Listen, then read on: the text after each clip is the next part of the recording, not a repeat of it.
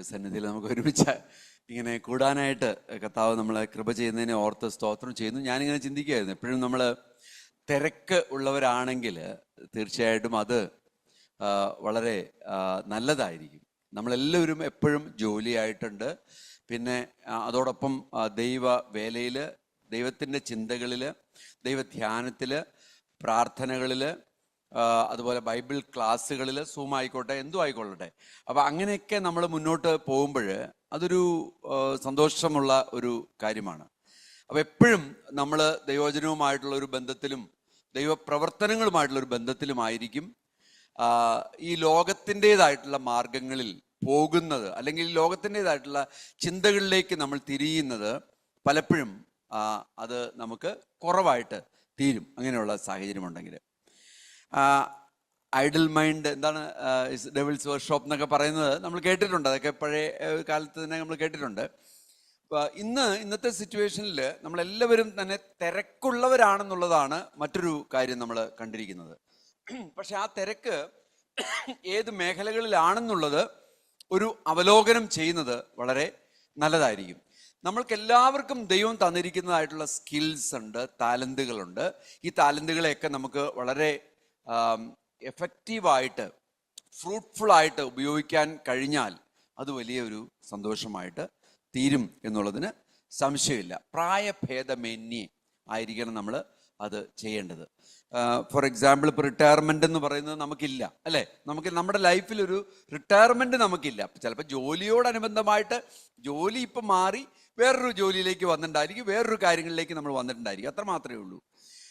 അതുപോലെ വേറെ ബിസിനസ്സിലായിക്കൊള്ളട്ടെ, ഏത് കാര്യത്തിലായിക്കൊള്ളട്ടെ, റിട്ടയർമെൻ്റ് എന്നുള്ളത് നമുക്കില്ല. നമ്മൾ മറ്റൊരു ഫീൽഡിലേക്ക് നമ്മൾ തിരികുകയാണ് ചെയ്യുന്നത്. നല്ലൊരു എക്സാമ്പിളാണ് നമ്മുടെ തന്നെ ചേർച്ചിലുള്ള എബ്രഹാം അങ്കിള്. അദ്ദേഹം നല്ലൊരു എക്സാമ്പിളാണ്. അദ്ദേഹം റിട്ടയർമെൻറ്റ് കഴിഞ്ഞിട്ട് ഒരുപാട് വർഷങ്ങളായി, പക്ഷേ ഒരു ദിവസം പോലും അദ്ദേഹം ഫ്രീ ആയിട്ട് ചുമ്മാതിരിക്കുന്ന ഒരു അവസ്ഥ അദ്ദേഹത്തിൻ്റെ ജീവിതത്തിൽ ഇല്ല. എപ്പോഴും FMBBയുടെ മിനിസ്ട്രി ആയിക്കൊള്ളട്ടെ, ഗിഡിയോൻ്റെ മിനിസ്ട്രി ആയിക്കൊള്ളട്ടെ, പ്രാർത്ഥന ആയിക്കൊള്ളട്ടെ, പ്രൊഫഷണൽ ഒരു മിനിസ്ട്രി ഉണ്ട്, അങ്ങനെ ഒരു മിനിസ്ട്രി ആയിക്കോട്ടെ, ഇങ്ങനെ പല വിധങ്ങളിലായിട്ട് ജോയിൻ ചെയ്ത് ഇങ്ങനെ മുന്നോട്ട് പോയിക്കൊണ്ടിരിക്കുന്ന ഒരു ദേവദാസനാണ് അദ്ദേഹം. ഇന്ന് ഞാൻ നോക്കിയപ്പോൾ ഇന്ന് അദ്ദേഹം നമ്മുടെ നവോദയ HIF നവോദയയിൽ അവിടെ ഉണ്ട്. അപ്പം അങ്ങനെ പുള്ളി അത് കറക്റ്റായിട്ട് പ്ലാൻ ചെയ്ത് അതിനനുസരിച്ച് കറക്റ്റായിട്ട് അവിടെ വന്നു. വളരെ സന്തോഷമുണ്ട്. അപ്പോൾ ദൈവത്തിൻ്റെ പ്രവർത്തനങ്ങൾ നമ്മളായിരിക്കുന്ന സ്ഥാനങ്ങളിൽ നമുക്ക് ചെയ്യാൻ പറ്റിയാൽ വലിയൊരു കാര്യമായിരിക്കും. അപ്പം ഞാൻ ഈ വടുതലയെക്കുറിച്ച് ഇന്നലെ കഴിഞ്ഞ ദിവസം ഒരു സഹോദരന് എന്നെ വിളിച്ചു. വളരെ വർഷങ്ങൾക്ക് മുമ്പ് അദ്ദേഹത്തിൻ്റെ ലൈഫിൽ ഒരു വലിയൊരു പ്രോബ്ലം ഉണ്ടായി. അതൊരു ബ്രദറൻ ബാക്ക്ഗ്രൗണ്ടിൽ നിന്നുള്ള ആളാണ്. അഗസ്റ്റിൻ എന്നാണ് അദ്ദേഹത്തിൻ്റെ പേര്. ഷാജിക്ക് അറിയുമോ എന്ന് എനിക്കറിയത്തില്ല. വടുതല ആ ഏരിയയിലാണ് അദ്ദേഹം താമസിക്കുന്നത്. അദ്ദേഹത്തിൻ്റെ മകള് ഒരു വലിയൊരു പ്രശ്നത്തിലൂടെ കടന്നുപോയി. അപ്പം ആ സമയത്ത് അദ്ദേഹം എന്നെ സമീപിച്ചിരുന്നു, വർഷങ്ങൾക്ക് മുമ്പാണ്. അപ്പോൾ അങ്ങനെ അദ്ദേഹത്തിൻ്റെ ആ ഒരു വിഷയത്തിൽ ഞാൻ ഇടപെടുകയും അദ്ദേഹത്തിന് ആ ഒരു വലിയ പ്രയാസത്തിൽ നിന്ന് അദ്ദേഹത്തെ സഹായിക്കുകയൊക്കെ ദൈവത്താൽ സഹായിക്കുകയൊക്കെ ചെയ്തു. കഴിഞ്ഞ ദിവസം അദ്ദേഹം എന്നെ ഇങ്ങനെ ഓർത്തപ്പോൾ അദ്ദേഹം പ്രത്യേകമായിട്ട് ഓർക്കാനുള്ള ഒരു റീസൺ എന്ന് പറയുന്നത് എനിക്ക് തോന്നുന്നു ഈ ബ്രദറാണെന്ന് തോന്നുന്നു, എനിക്ക് തോന്നുന്നു, അല്ലേ ജോയൽ മനസ്സിലായോ? അഗസ്റ്റിൻ. ഓക്കെ. അപ്പൊ ജോയല് ഒരു ചർച്ച് എന്തോ ഒരു ചർച്ച് തപ്പുവോ അതിന് ചെയ്തുകൊണ്ട് ഇങ്ങനെ ഇരിക്കുന്ന സമയത്ത് അദ്ദേഹം ഇവിടെയുള്ള ഈ ബ്രദറൻ ചർച്ചിൽ, അഗസ്റ്റിൻ ഇങ്ങനെ ഈ ബ്രദറൻ ചർച്ചിന്റെ അവിടെ വന്നു. അപ്പൊ അതിന്റെ സമയം കഴിഞ്ഞു പോയി. അപ്പൊ ജോയലിന് അവിടെ പെട്ടെന്ന് പറഞ്ഞു, ഇത് ഇവിടെ ഒരു പാസ്റ്റർ അരുൺ രാമകൃഷ്ണൻ, അല്ലേ? അങ്ങനെ പറഞ്ഞു. പെട്ടെന്ന് ജോയലിനെ ഇങ്ങോട്ട് ഡയറക്റ്റ് ചെയ്തു. വർഷങ്ങൾക്ക് മുമ്പ് ഈ അഗസ്റ്റിൻ ബ്രദറുമായിട്ട് എനിക്ക് ബന്ധമുണ്ട്, എനിക്ക് റെഗുലർ ആയിട്ടുള്ള ബന്ധമില്ല. അപ്പോൾ ഈ ദൈവം പ്രവർത്തിക്കുന്ന രീതികൾ വളരെ വ്യത്യസ്തമായ രീതികളിലാണ്. അദ്ദേഹം ഒരു വളരെ ചലഞ്ച് ചെയ്ത് അപ്പൊ ഞാൻ അദ്ദേഹത്തോട് പറഞ്ഞു, നിങ്ങൾ ഈ വടുതലയിൽ അങ്ങനെയൊക്കെ നിന്നിട്ട് ഇപ്പോൾ വടുതലയിൽ നിന്ന് 1-2 ഫാമിലികളൊക്കെ ഞങ്ങളുടെ അടുത്ത് വരുന്നുണ്ട്, അപ്പൊ എന്തുകൊണ്ട് അവിടെ ഒരു നല്ലൊരു ഒരു ശുശ്രൂഷ തുടങ്ങിക്കൂടാന്ന്. അയ്യോ പാസ്റ്റർ, എന്താ ചെയ്യേണ്ടതെന്ന് വെച്ച് കഴിഞ്ഞാൽ ഞാനത് ചെയ്തേക്കാന്ന് പറഞ്ഞപ്പോൾ ഇരിക്കുകയാണ്. അപ്പം അദ്ദേഹം തൽക്കാലം ഇവിടെ ഇല്ല, അദ്ദേഹം ബാംഗ്ലൂർക്കൊന്ന് പോയിട്ട് വന്നു കഴിഞ്ഞു കഴിഞ്ഞാൽ എനിക്ക് തോന്നുന്നു പുള്ളി കണ്ടിന്യൂസ് ആയിട്ട് ഇങ്ങനെ വിളിച്ചുകൊണ്ടിരിക്കുന്ന ഒരു വ്യക്തിയാണ്. അപ്പം അദ്ദേഹത്തിൻ്റെ അടുത്തൊന്ന് പോകണം. അപ്പോൾ ബ്രദറൻ എന്ന് പറയുന്ന ഒരു വിഭാഗത്തിലാണെങ്കിലും അദ്ദേഹം തന്നെ എന്നോട് പറഞ്ഞു, ബ്രദറാണോ അതൊന്നും എനിക്ക് വിഷയം എന്നുള്ള കാര്യമല്ല, നമുക്കൊരു കൂട്ടായ്മ അവിടെ അങ്ങ് സ്റ്റാർട്ട് ചെയ്യാമെന്നങ്ങ് പറഞ്ഞിരിക്കുകയാണ് ഇപ്പം. അദ്ദേഹം അവിടെ വടുതല ഏരിയയില് കേട്ടോ. അപ്പം ഷാജിക്ക് അറിയാവോ? അഗസ്റ്റിനെ അറിയാം അല്ലേ? ഓക്കെ. അദ്ദേഹത്തിന്റെ സ്വഭാവം അല്ലെങ്കിൽ അദ്ദേഹത്തിന്റെ കൂടുതലായിട്ടുള്ള കാര്യങ്ങളൊന്നും ഞാൻ ചിന്തിക്കാനോ പറയാനൊന്നും പോയിട്ടില്ല. എനിവേ, ദൈവം ഇത്തരത്തിലുള്ള കാര്യങ്ങളെ കൂട്ടി ഇണക്കുന്നത് ഒരു വലിയ സന്തോഷമായിട്ട് എനിക്ക് തോന്നി. അതുകൊണ്ട് ഓരോ വ്യക്തികളും നമുക്ക് ആരാണ് ഇമ്പോർട്ടൻസ് ഉണ്ട്. എല്ലാ വ്യക്തികളും നമുക്ക് ഇമ്പോർട്ടൻസ് ഉണ്ട്. ഓരോ വ്യക്തികളെയും നമ്മൾ അതാത് സമയങ്ങൾ നമ്മൾ കാണുകയും അവരെ എൻകറേജ് ചെയ്യുകയും അവർക്കുടെ പ്രശ്നത്തിലൂടെ നമ്മൾ ഇടപെട്ട് അവർക്കൊരു സൊല്യൂഷൻ കൊടുക്കുകയും ചെയ്താൽ ഇന്നല്ലെങ്കിൽ നാളെ അവരെ സംബന്ധിച്ചിടത്തോളം കർത്താവിനെ കുറിച്ച് അവർക്ക് അറിയാനും നമ്മളെ ഓർക്കാനും കൂട്ടായ്മകളിൽ പങ്കെടുക്കാനും ഒക്കെയുള്ള സാധ്യതകൾ ഉണ്ട്. അതുകൊണ്ട് ആരെയും നിങ്ങൾ ഗൗനിക്കാതിരിക്കേണ്ട. കർത്താവ് നമ്മളെ അനുഗ്രഹിക്കട്ടെ. ഞാൻ ഈ കഴിഞ്ഞ നാളുകളിൽ ഒരു സബ്ജക്റ്റ് എൻ്റെ ഓർമ്മ ഇവിടെയാണോ എവിടെയാണെന്ന് എനിക്കിപ്പോൾ ഓർമ്മയില്ല. ശരിക്കും അത് എവിടെയാണ് പ്രസംഗിച്ചതെന്ന് എനിക്ക് ഓർമ്മയില്ല. പക്ഷെ എങ്കിലും ഗ്രേസിനെ കുറിച്ച്, കൃപയെക്കുറിച്ച് ഞാൻ ചില കാര്യങ്ങൾ സംസാരിച്ചിരുന്നു. പലപ്പോഴും നമ്മുടെ വ്യക്തിപരമായ ജീവിതത്തിൽ ദൈവകൃപയെക്കുറിച്ച് എല്ലാവർക്കും അറിയാം, എല്ലാവർക്കും ബോധ്യമുള്ള ഒരു സബ്ജക്റ്റാണ് ദൈവകൃപ, ഗ്രേസ് എന്ന് പറയുന്നത്. പക്ഷെ ഈ ഗ്രേസ്, ഈ ദൈവകൃപയുടെ ആഴങ്ങളിലേക്ക് നമ്മൾ കടന്നു പോകുകയാണെങ്കിൽ, ആ ദൈവകൃപയെ പൂർണ്ണമായ അർത്ഥത്തിൽ ആ ആഴത്തിൽ നമ്മൾ മനസ്സിലാക്കാൻ ശ്രമിക്കുമ്പോൾ വളരെ വ്യത്യസ്തമായിട്ടുള്ള മാനങ്ങളിലൂടെ നമ്മൾക്ക് കടന്നു പോകാനായിട്ട് കഴിയും. നമ്മൾ മനസ്സിലാക്കിയിരിക്കുന്ന ദൈവകൃപ അത് എത്രത്തോളം ആ ദൈവകൃപയുടെ ആഴം നമ്മൾ മനസ്സിലാക്കിയിട്ടുണ്ട് എന്നുള്ള ഒരു ധ്യാനമാണ് ഇന്ന് നമ്മൾ കണ്ടിന്യൂ ചെയ്യാനായിട്ട് പോകുന്നത്. എനിക്ക് ചിലപ്പോൾ ഈ ഒരു ഭാഗം ഞാൻ എടുക്കുമ്പോൾ ഈ നേരത്തെ എടുത്ത ആ ഭാഗം ചിലപ്പോൾ കടന്നു വന്നേക്കാം. കാരണം ഇതൊരു കണ്ടിന്യൂസ് ആയിട്ട് എടുക്കുകയാണ്. വളരെ ഫാസ്റ്റായിട്ട് നമുക്ക് ഈ കാര്യങ്ങളെ ഒന്ന് പഠിക്കാനായിട്ട് നമ്മൾ ശ്രമിക്കുകയാണ്. അപ്പൊ ഗ്രേസ് എന്ന് പറയുമ്പോൾ പെട്ടെന്ന് നമ്മുടെ ഓർമ്മയിൽ വരുന്നത് ഹിസ് ഗ്രേസ് ഈസ് സഫിഷ്യന്റ് എന്നുള്ള ഒരു ഭാഗം നമുക്ക് പെട്ടെന്ന് ഓർമ്മ വരും. ഈ ഭാഗം ഞാൻ ഇവിടെ എടുത്തിട്ടുണ്ടോ എന്ന് എനിക്കറിയത്തില്ല. His grace is sufficient. എവിടെയാണ് ഈ ഭാഗം നമ്മൾ കാണുന്നത്? അപ്പോസ്തലനായിട്ടുള്ള പൗലോസിന്റെ ജീവിതത്തിലാണ് അല്ലെ. അത് 2 കൊരിന്ത്യർ എഴുതിയ ലേഖനം അതിൻ്റെ 12-ാമത്തെ അധ്യായത്തിലാണ് ഈ ഭാഗം നമ്മൾ കാണുന്നത്. നമ്മൾ ഈ ഗ്രേസിനെ കുറിച്ച് പഠിക്കുമ്പോൾ പെട്ടെന്ന് നമ്മുടെ ഓർമ്മയിൽ വരുന്നതും സത്യത്തിൽ അപ്പോസ്തലനായ പൗലോസ് പഠിച്ചതും മനസ്സിലാക്കിയതുമായിട്ടുള്ള കൃപയെക്കുറിച്ച്, ദൈവകൃപയുടെ ആഴത്തെക്കുറിച്ച് മനസ്സിലാക്കിയതായിട്ടുള്ള ആ ഒരു ഭാഗമാണ് നമ്മളെ വളരെയധികം ശ്രദ്ധയിൽ കൊണ്ടുവരുന്ന ഒരു ഭാഗം എന്ന് പറയുന്നത്. അപ്പൊ അതുകൊണ്ട് തന്നെ ഞാൻ ഈ ഗ്രേസിനെ ഒരു വ്യത്യസ്തമായ മാനദണ്ഡത്തിൽ അതിനെ നമുക്കൊന്ന് പഠിക്കാനായിട്ട് ശ്രമിക്കുകയാണ്. നിങ്ങൾ മനസ്സിലാക്കിയതെല്ലാം ശരിയാണ്, ഒന്നും തെറ്റൊന്നുമില്ല. പക്ഷെ എന്നാലും കുറച്ചുകൂടി വ്യത്യസ്തമായൊരു മാനദണ്ഡത്തിൽ ഈ ഗ്രേസിന്റെ പ്രാധാന്യത്തെക്കുറിച്ച്, നമ്മുടെ വ്യക്തിപരമായിട്ടുള്ള ജീവിതത്തിൽ ഈ ദൈവകൃപ പൂർണ്ണമായ തോതിൽ അനുഭവിക്കുന്നുണ്ടോ എന്നതിനെക്കുറിച്ച് ഒന്നുകൂടി വിശകലനം ചെയ്യുവാനായിട്ട് നമുക്ക് ഈ വേദഭാഗങ്ങളും ഈ ഒരു സ്റ്റഡിയും നമ്മളെ സഹായിക്കും എന്ന് ഞാൻ വിചാരിക്കുകയാണ്. പലപ്പോഴും ദൈവകൃപ നമുക്ക് റിസീവ് ചെയ്യാൻ, സ്വീകരിക്കാനായിട്ടാണ് നമ്മുടെ ഏറ്റവും വലിയ പ്രശ്നം. ദൈവകൃപയുണ്ടോ എന്ന് ചോദിച്ചു കഴിഞ്ഞാൽ ദൈവകൃപയൊക്കെ ഉണ്ട്. പക്ഷെ ഇത് സ്വീകരിക്കാനായിട്ട് വളരെയധികം പ്രയാസം അനുഭവിക്കുന്നവരാണ് നമ്മുടെ ചുറ്റുപാടും ഇരിക്കുന്നത്. അല്ലെ, നമ്മൾ ഓരോരുത്തരും അങ്ങനെയാണ് എന്ന് വേണമെങ്കിൽ പറയാം. പലരോടും ചോദിച്ചു കഴിഞ്ഞാൽ എങ്ങനെയുണ്ട് ബ്രദറെ എന്ന് ചോദിച്ചു കഴിഞ്ഞാൽ കൃപയാൽ അങ്ങനെ പോകുന്നു ബ്രദറെ എന്ന് പറയുമ്പോൾ, ഈ കൃപയാൽ അങ്ങനെ പോകുന്നു ബ്രദറെ എന്ന് പറയുമ്പോൾ തന്നെ നമ്മളൊന്ന് ആലോചിച്ച് നോക്കി, ദൈവകൃപ ശരിക്കും അനുഭവിച്ചുകൊണ്ടാണോ അദ്ദേഹം പറയുന്നത്? അല്ല, സത്യത്തിൽ വായിച്ചു നോക്കൂ, കൃപയാൽ അങ്ങനെ അങ്ങ് പോവുകയാണ് ബ്രദറെ എന്നാ പറയുന്നത്. അദ്ദേഹം ഉദ്ദേശിച്ചത് ദൈവകൃപ ഞാൻ അനുഭവിക്കുന്നുണ്ട്, ദൈവകൃപയിലാണ് ഞാൻ പോകുന്നതെന്നാണ് പറയണേന്നുണ്ടെങ്കിൽ, എൻ്റെ ബ്രദറെ ദൈവകൃപയിൽ അങ്ങനെ പൊയ്ക്കൊണ്ടിരിക്കുക, എന്തൊരു സന്തോഷമാണ് ആ അനുഭവം എന്നല്ലേ പറയേണ്ടത് സത്യത്തിൽ. അപ്പോ അതിൽ നിന്ന് വ്യത്യസ്തമായ ഒരു ട്യൂണിലാണ്, അല്ലെങ്കിൽ ഒരു മൈൻഡിലാണ് നമ്മളെല്ലാവരും ഇരിക്കുന്നത്. ഇപ്പൊ ഞാനിത് നിങ്ങളോട് പറഞ്ഞു കഴിഞ്ഞപ്പോൾ നിങ്ങൾ ചിലപ്പോൾ ചിന്തിച്ചിട്ടുണ്ടാവും, എടാ ഇങ്ങനെ വല്ലവരോടൊക്കെ ഞാൻ പറഞ്ഞിട്ടുണ്ടോ എന്ന് ചിലപ്പോൾ ചിന്തിച്ചിട്ടുണ്ടാവാൻ സാധ്യതയുണ്ട്. അപ്പൊ ഞാൻ പറഞ്ഞു വരുന്നത്, ഈ ദൈവകൃപ ഒരു സംശയവുമില്ല, അത് നമ്മൾക്ക് പൂർണ്ണമായ അർത്ഥത്തിൽ വളരെ വളരെ വളരെ എന്താണ് അബണ്ടൻ്റ് ആയിട്ട് ധാരാളമായിട്ട് നമ്മുടെ മധ്യത്തിൽ ദൈവം തന്നിട്ടുണ്ട്.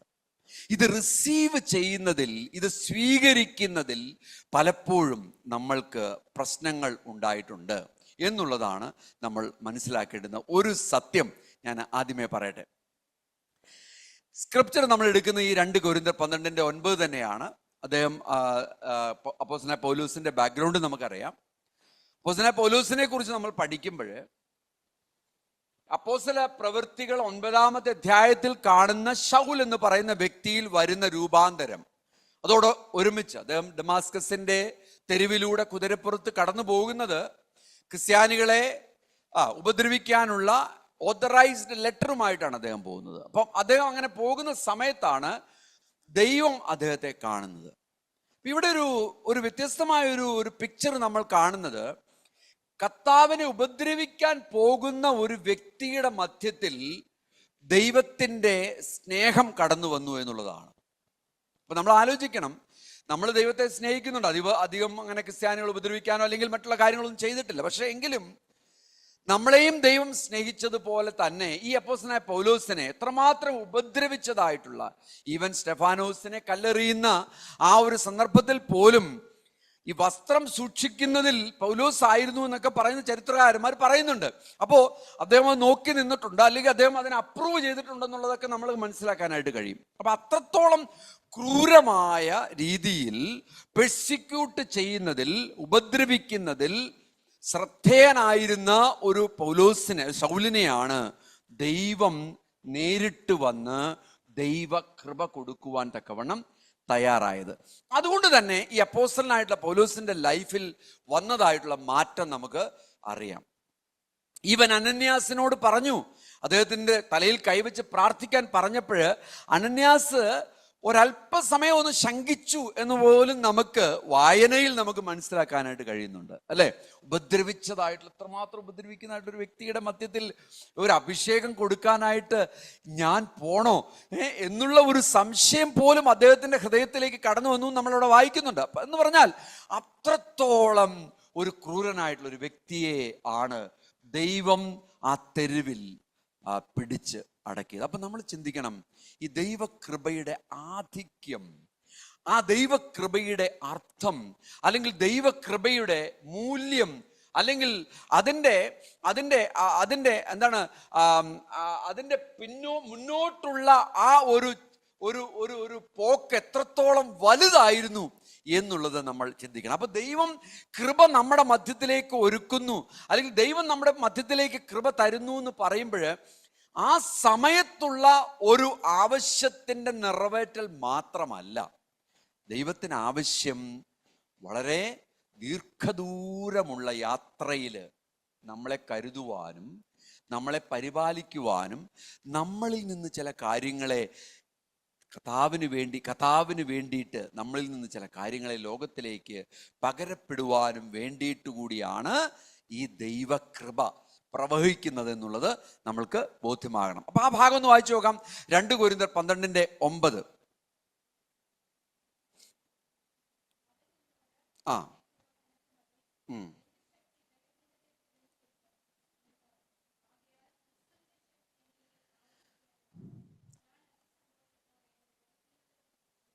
Praise God, hallelujah. അപ്പൊ ഇവിടെ ഈ ദൈവകൃപയെ കുറിച്ച് നമ്മൾ പഠിക്കുമ്പോൾ ഈ ഒരു ഭാഗത്ത് മാത്രം നമുക്ക് ചിന്തിക്കാം.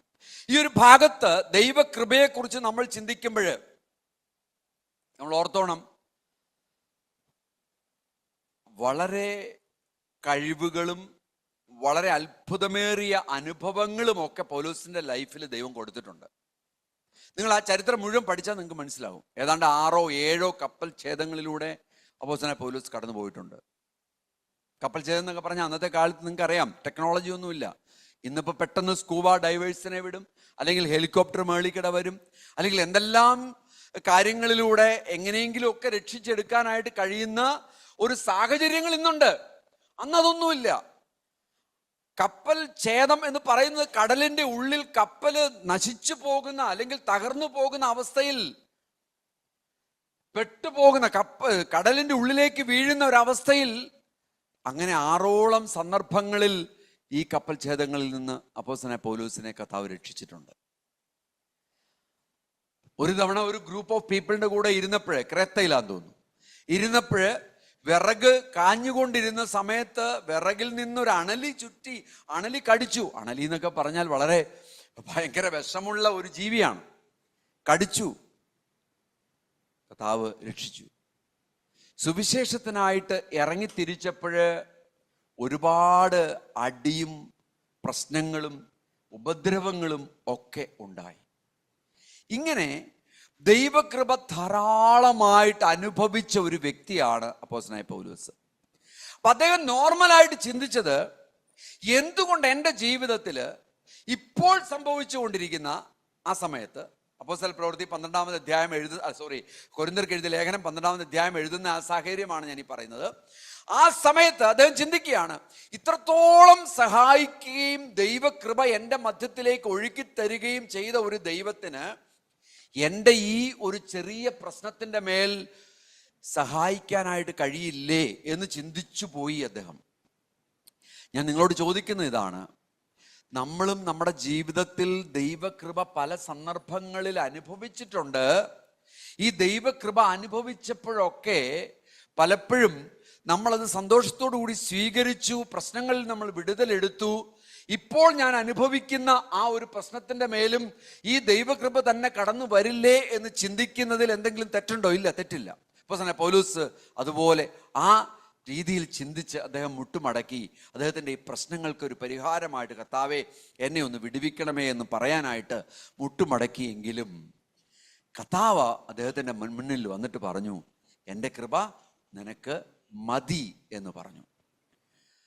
പ്രശ്നത്തിന് ഒരു പരിഹാരമായിട്ട് ദൈവം കൊടുക്കുന്നത് ഇവിടെ ദൈവകൃപയാണ്. പ്രശ്നത്തിന്റെ സൊല്യൂഷൻ അല്ല ദൈവം കൊടുക്കുന്നത്. ഇദ്ദേഹത്തിന് ഒരുപാട് അനുഭവങ്ങളിലൂടെ അദ്ദേഹം കടന്നു പോയിട്ടുണ്ട്. അദ്ദേഹത്തിന് തന്നെ അറിയാം ദൈവം എല്ലാത്തിനും മതിയായവനാണെന്ന് അറിയാം. അങ്ങനെ ഇരിക്കുന്ന ഒരു ദൈവ പൈതലിന്റെ അടുത്ത് ദൈവം കടന്നു വന്നിട്ട് പറയുകയാണ്, ഈ പ്രശ്നം അവിടെ നിൽക്കട്ടെ, എൻ്റെ കൃപ നിനക്ക് മതി എന്ന് പറഞ്ഞാൽ അത് നമുക്ക് ഓരോരുത്തർക്കും സ്വീകരിക്കാൻ പറ്റുമോ? ഇന്നത്തെ ഒരു ചിന്ത അതാണ്. എൻ്റെ ജീവിതത്തിൽ ഞാൻ ഇപ്പോൾ കടന്നു പോകുന്ന സാഹചര്യങ്ങളിൽ ദൈവം കടന്നു വന്നിട്ട് നിങ്ങളോട് പറയുകയാണ്, നീ ഒരുപാട് ദൈവകൃപ അനുഭവിച്ചിട്ടുണ്ട്. ഞാൻ രക്ഷിക്കപ്പെട്ടത് തന്നെ ദൈവകൃപയാലാണ്, അല്ലേ? ദൈവം എന്നെ അന്വേഷിച്ചു വന്നതുകൊണ്ടല്ലേ, ഞാൻ അങ്ങോട്ട് ചെന്നതല്ലോ. അപ്പൊ അതുകൊണ്ട് ഇപ്പോൾ നീ അനുഭവിക്കുന്ന ഈ പ്രയാസത്തിൽ ഞാനിപ്പോൾ ഇതിനൊരു സൊല്യൂഷൻ ഒന്നും തരുന്നില്ല. പക്ഷേ നിനക്ക് എൻ്റെ കൃപ മതി എന്ന് പറയുമ്പോൾ ആ കൃപ മതി എന്നുള്ളത് ഏറ്റെടുക്കുവാൻ തക്കവണ്ണമുള്ള മാനസിക ഒരുക്കം എൻ്റെ ജീവിതത്തിൽ ഉണ്ടായിട്ടുണ്ടോ? ക്രിസ്ത്യൻ മെച്യൂരിറ്റി എൻ്റെ ജീവിതത്തിൽ ഉണ്ടായിട്ടുണ്ടോ? ഇന്നത്തെ ചിന്ത, ഒന്നാമത്തെ ചിന്ത അതാണ്. ഹല്ലേലൂയ. ഞാൻ പറയുന്നത് മനസ്സിലാവുന്നുണ്ടോ നിങ്ങൾക്ക്? ഒരു പ്രയാസത്തിലൂടെ നിങ്ങൾ കടന്നു പോകുന്നു. നിങ്ങൾ ഇതിനു മുൻകാലങ്ങളിൽ ദൈവത്തിന്റെ കൃപ നിങ്ങൾ അനുഭവിച്ചിട്ടുണ്ട്. പല സന്ദർഭങ്ങളിലും നിങ്ങളെ അതിൽ നിന്നെല്ലാം ദൈവം വിടർത്തിയിട്ടുണ്ട്. പക്ഷെ ഇപ്പോൾ നിങ്ങൾ കടന്നു പോകുന്ന ഒരു സാഹചര്യം വളരെ വ്യത്യസ്തമായ ഒരു സാഹചര്യമാണ്, ഒരു ചലഞ്ചാണ്, ഒരു വെല്ലുവിളിയാണ്.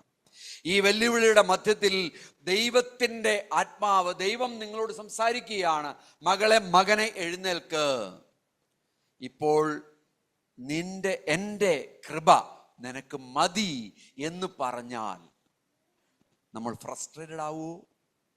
അതോ നമ്മൾ ആ ദൈവത്തിൻ്റെ ആ കൃപയിൽ ആശ്രയിച്ചുകൊണ്ട് ജീവിക്കാൻ ഒരു തീരുമാനമെടുത്ത് മുന്നോട്ട് പോകൂ? ഇതാണ് ചോദ്യം. ഹല്ലേലൂയ.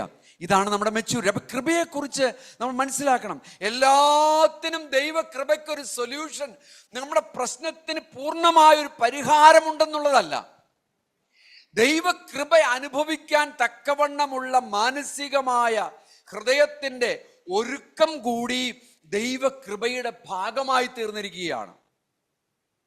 മനസ്സിലായോ ഞാൻ നിങ്ങളോട് പറയുന്നത്? മനസ്സിലായോ? ഹല്ലേലൂയ. നിങ്ങൾ രോഗക്കിടക്കയിൽ കിടക്കുമ്പോൾ നിങ്ങൾക്കൊരു ചിന്തയുണ്ട്, ഇത് പെട്ടെന്ന് സുഖമായി പെട്ടെന്ന് മുന്നോട്ട് പോയി കാര്യങ്ങളെയൊക്കെ ക്രമീകരിക്കാൻ പറ്റുമെന്ന് ചിന്തിക്കുന്നുണ്ടെങ്കിൽ കർത്താവ് പറയാണ്, മകളെ, ഈ രോഗം അവിടെ ഇരുന്നോട്ടെ എന്ന് പറഞ്ഞാൽ എത്രത്തോളം നമുക്കത് സഹിക്കാൻ പറ്റും? ഈ ഒരു പ്രശ്നം നിങ്ങളുടെ മധ്യത്തിൽ ഇരുന്നോട്ടെ എന്ന് പറഞ്ഞാൽ നിങ്ങൾക്ക് എത്രത്തോളം അത് സഹിക്കാൻ പറ്റും എന്നുള്ളത് ഇന്ന് രാവിലെ ചിന്തിക്കേണ്ടുന്ന ഒരു വിഷയമാണ്. സ്തോത്രം, ഹല്ലേലൂയ. അപ്പോൾ പൗലോസിനോട് കർത്താവ് അത് പറഞ്ഞു കഴിഞ്ഞപ്പോൾ പൗലോസ് എഴുന്നേറ്റപ്പോൾ പൗലോസിന് ദൈവം കൊടുത്തതായിട്ടുള്ള ഒരു ശക്തമായ വാക്യമുണ്ട്. ആ വാക്യമാണ് ലോകത്തിന് മുൻപിൽ നമ്മളെയും ലൗകികരെയും വ്യത്യസ്തമാക്കുന്ന വാക്യം. അതെന്താണ് ആ വാക്യം? ഹല്ലേലൂയ. നിന്റെ വീക്ക്നെസ്സിൽ, അല്ലെ? എന്തായാലും പറയുന്നത് നിങ്ങളുടെ ഭാഷയിൽ പറഞ്ഞോ, കുഴപ്പമില്ല. ഇത് ബൈബിൾ ട്രാൻസ്ലേറ്റ് ചെയ്തപ്പോൾ അന്നേരം ഒരു ഭാഷ ഉണ്ടാക്കിയെന്ന് മാത്രമേ ഉള്ളൂ. എൻ്റെ ബലഹീനതയിൽ തികഞ്ഞു വരുന്നത് ദൈവത്തിൻ്റെ ശക്തിയാണ്. സ്തോത്രം. അത് മനസ്സിലായോ? ഇതാണ് മനസ്സിലാക്കേണ്ടുന്ന യാഥാർത്ഥ്യം. എൻ്റെ ബലഹീനതയിൽ തികഞ്ഞു വരുന്നത് ദൈവത്തിൻ്റെ ശക്തിയാണ്. ഇന്ന് കുട്ടികൾക്ക് മറ്റേ സൺഡേ സ്കൂൾ എടുക്കാൻ ആരെങ്കിലും ഉണ്ടോ? എന്തെങ്കിലും ഒരു വേർഡോ അല്ലെങ്കിൽ എന്തെങ്കിലും പറഞ്ഞു കൊടുക്കാനായിട്ട് ആരെങ്കിലും ഉണ്ടോ? സൺഡേ സ്കൂളോ അല്ലെങ്കിൽ ഓക്കെ, കുഴപ്പമില്ല. മോൻ എവിടെ ഇരിക്കുക കേട്ടോ. റൈറ്റ്, കേട്ടോ, വാചനം കേട്ടോ. അപ്പം ഇപ്പോൾ നീ അനുഭവിക്കുന്നത് ഒരു ബലഹീനതയാണ്. ഇപ്പോൾ നീ അനുഭവിക്കുന്നത്, നിനക്ക് തോന്നുന്നു ഇതൊരു ബലഹീനതയാണെന്ന് തോന്നുന്നു. പക്ഷേ എന്നെ സംബന്ധിച്ചിടത്തോളം, ദൈവത്തെ സംബന്ധിച്ചിടത്തോളം ഈ ബലഹീനതയിൽ തികഞ്ഞു വരുന്നത് ദൈവശക്തിയാണെന്നുള്ള തിരിച്ചറിവുണ്ടെങ്കിൽ നിനക്ക് ഈ ഒരു ബലഹീനതയെ ഓവർകം ചെയ്യാനായിട്ട് കഴിയും. സ്തോത്രം. എത്ര പേർക്ക് അതിന് മനസ്സുണ്ട് പ്രിയമുള്ളവരെ? This is so important. നമ്മുടെ ജീവിതത്തിൽ ദൈവം ചെയ്യുന്ന ഏറ്റവും വലിയൊരു പ്രവൃത്തി അതാണ്. എൻ്റെ ശക്തി നിന്റെ മേൽ കടന്നു വരുന്നു. നിന്റെ ബലഹീനത എന്തുമായിക്കൊള്ളട്ടെ, ആ ബലഹീനത ഒരു തിരിച്ചറിവായിട്ട് നിനക്ക് തോന്നുന്നുണ്ടെങ്കിൽ ആ ബലഹീനതയിൽ ഞാൻ മതിയായവനാണ്. ഇവിടെ ഒരു പ്രത്യേകതയുണ്ട്. അപ്പോസ്തലനായ പൗലോസിന് തൻ്റെ ബലഹീനതയെക്കുറിച്ച് വ്യക്തമായ ബോധ്യമുണ്ടായിരുന്നു. ഈ ബോധ്യമാണ് കർത്താവിൻ്റെ സന്നിധിയിൽ മുട്ടുമടക്കുവാൻ അവനെ പ്രേരിപ്പിച്ചത്. ഇന്ന് പകൽക്കാലം ഒരു ചോദ്യം ഞാൻ നിങ്ങളോട് ചോദിക്കട്ടെ. ഈ ഒരു ബോധ്യം നിങ്ങളുടെ ജീവിതത്തിൽ ഉണ്ടോ ഇല്ലയോ എന്നുള്ളതൊരു പ്രശ്നമാണ്. പലർക്കും തങ്ങളുടേതായിട്ടുള്ള ബലഹീനതകളെ കുറിച്ചുള്ള ബോധ്യമില്ലാത്തത് ദൈവത്തിന് ആ ബലഹീനതയിൽ ശക്തി പകരാൻ തടസ്സമായിട്ട് നിൽക്കുന്നു എന്നുള്ളതും മനസ്സിലാക്കേണ്ടുന്ന ഒരു കാര്യമാണ്. എന്താണ് ആ ബോധ്യം? എന്താണത്? നമ്മൾ ദൈവം ഉദ്ദേശിക്കുന്നത് പോലെ, അല്ലെങ്കിൽ എനിക്ക് ദൈവത്തിൻ്റെ ആ കൃപയിൽ നിൽപ്പാൻ തക്കവണ്ണം എനിക്ക് കഴിയുമോ എന്ന് പോലും എനിക്ക് ചിന്തിക്കാൻ കഴിയുന്നില്ല എന്ന് ചിന്തിക്കുന്ന ഒരവസ്ഥ നമ്മുടെ ജീവിതത്തിൽ ഉണ്ടെങ്കിൽ that will be the greatest thing. നിങ്ങൾക്ക് നിങ്ങളുടെ ബലഹീനതയെക്കുറിച്ചൊരു ബോധ്യമുണ്ടോ? എന്താണ് എൻ്റെ ബലഹീനത? ആ ബലഹീനതയെ കർത്താവിൻ്റെ സന്നിധിയിൽ ഏൽപ്പിച്ചു കൊടുക്കാനായിട്ട് കഴിയുമോ? ഇന്ന് പകൽക്കാലം ഒരു നിമിഷം കണ്ണുകളെ നമുക്കൊന്ന് അടയ്ക്കാം. സ്തോത്രം കർത്താവേ, എൻ്റെ ബലഹീനതയെ ഒന്ന് തിരിച്ചറിയുവാൻ തക്കവണ്ണം, എൻ്റെ ബലഹീനതയെ കർത്താവേ, പ്രൈസ് ഗോഡ്, ഒരു നിമിഷം നിങ്ങളൊന്ന് കണ്ണുകളെ അടച്ചാട്ടെ. ഒരുപക്ഷെ നിങ്ങൾ ദൈവത്തിൻ്റെ വചനം ധ്യാനിക്കുമ്പോഴായിരിക്കും നിങ്ങൾക്ക് ഈ ബലഹീനതയെക്കുറിച്ച് ഉത്തമ ബോധ്യം വരുന്നത്. ഒരുപക്ഷെ നിങ്ങൾ ആദ്യമായിട്ട് ദൈവവചനം കേൾക്കുന്നവരാണെങ്കിൽ, എനിക്ക് തോന്നുന്നു ഇവിടെ ആരും അങ്ങനെ ഇല്ല. എന്നാൽ ദൈവവചനത്തിൻ്റെ പ്രകാശനം നിങ്ങളുടെ ജീവിതത്തിലേക്ക് കടന്നു വന്നപ്പോൾ നിങ്ങൾക്ക് തോന്നി ഇതെനിക്കൊരു ബലഹീനതയാണെന്ന് തോന്നുന്നുണ്ടെങ്കിൽ ആ ബലഹീനതയെ നിങ്ങൾക്ക് ദൈവസന്നിധിയിൽ ഏൽപ്പിച്ചു കൊടുക്കാൻ പറ്റുമോ? പറ്റുമെങ്കിൽ അവൻ നിങ്ങളോട് കൂടെയുണ്ട്. നിങ്ങളുടെ ബലഹീനതയിൽ എൻ്റെ ശക്തി തികഞ്ഞു വരുന്നു. സ്തോത്രം. Thank you Lord Jesus. Help of father each and every one of God. ദൈവം അനുഗ്രഹിക്കട്ടെ. നമുക്ക് ചില എക്സാമ്പിൾസ് നോക്കാം.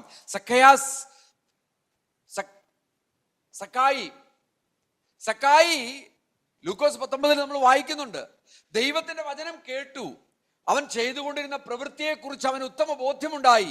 പാപബോധം ജനിച്ചു. അവൻ ആരാണ് എന്നുള്ളതിനെ കുറിച്ച് അവന് വളരെ ഉത്തമ ബോധ്യമുള്ളവനാണെങ്കിൽ പോലും അവൻ്റെ ബലഹീനത എന്തെന്ന് അവൻ തിരിച്ചറിഞ്ഞു. ഈ ബലഹീനതയിൽ എന്നെ സഹായിക്കാൻ പറ്റുന്നവൻ യേശുക്രിസ്തു മാത്രമേ ഉള്ളൂ എന്നുള്ള തിരിച്ചറിവ് അവനുണ്ടായി. എന്തുകൊണ്ടാണ് ഞാനത് പറയാൻ കാര്യം? അതുകൊണ്ട് മാത്രമാണ് അവൻ ഒരു അത്തിവൃക്ഷത്തിൻ്റെ മുകളിലേക്ക് കയറി ചെന്നത്, യേശുവിനെ കാണാനായിട്ട്. സ്തോത്രം. എനിക്കും നിങ്ങൾക്കും പലപ്പോഴും ഈ യേശുക്രിസ്തുവിനെ കാണാൻ പറ്റാത്തതിൻ്റെ ഒരു റീസൺ ഞാൻ പറയാം. നമ്മുടെ ഈഗോയാണ്, നമ്മുടെ പ്രൈഡാണ്. പലപ്പോഴും എൻ്റെ കുറവിനെയും എൻ്റെ തെറ്റിനെയും എൻ്റെ ബലഹീനതയെയും ദൈവസന്നിധിയിൽ ഒന്ന് പറയാൻ തക്കവണ്ണം എനിക്ക് കഴിയാറില്ല. അതിനൊരു പരിഹാരം തരണമേ എന്ന് പറയുവാൻ തക്കവണ്ണം ഞാൻ പലപ്പോഴും തകർന്നിട്ടില്ല. മനസ്സിലായോ? ഞാൻ തകരേണ്ടതൊരാവശ്യമാണ്. ഞാൻ തകരുമ്പോൾ മാത്രമേ എനിക്കത് പറയാൻ കഴിയുള്ളൂ. കർത്താവേ, yes, I have this weakness. പലരുടെയും ജീവിതത്തിൽ ഏറ്റവും വലിയൊരു വീക്ക്നെസ് ഉള്ളത് ഫിയർ ഉണ്ട്. ഫിയർ എന്ന് പറഞ്ഞാൽ പേടി. പേടി എന്ന് പറയുന്നത് ദുർസ്വപ്നം കണ്ടുള്ള പേടിയെക്കുറിച്ചല്ല ഞാൻ പറയുന്നത്. ഒരു ഭയം, സമൂഹത്തെ മൊത്തമായിട്ടുള്ളൊരു ഭയമുണ്ട്. ഞാനിത് ചെയ്താൽ എങ്ങനെ ഇരിക്കും? മനസ്സിലായോ? വേറെ ചിലർക്കുള്ളത് വ്യക്തിപരമായിട്ടുള്ള പല പ്രശ്നങ്ങളായിരിക്കും. പ്ലഷറിന് വേണ്ടി വ്യക്തിപരമായിട്ട് ചെയ്യുന്ന പല കാര്യങ്ങളായിരിക്കും അവരുടെ ജീവിതത്തിലെ വീക്ക്നെസ് എന്ന് പറയുന്നത്. പല രീതികളിൽ നമുക്ക് അതിനെ കാണാനായിട്ട് കഴിയും. പല എക്സാമ്പിൾസ് ബൈബിളിൽ നമുക്ക് കാണാനായിട്ട് കഴിയുന്നുണ്ട്. വീക്ക്നെസ്.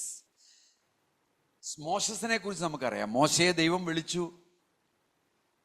ഒരു വലിയ തീരുമാനമെടുത്ത്. മോശയെ കുറിച്ച് നിങ്ങൾക്ക് മുന്നമേ നിങ്ങൾക്കറിയാം.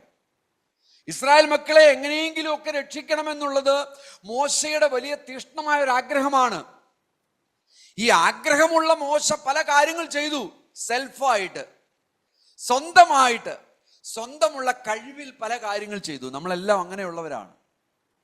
സെൽഫായിട്ട് പലതും ചെയ്യാൻ താല്പര്യമുള്ളവരാണ്.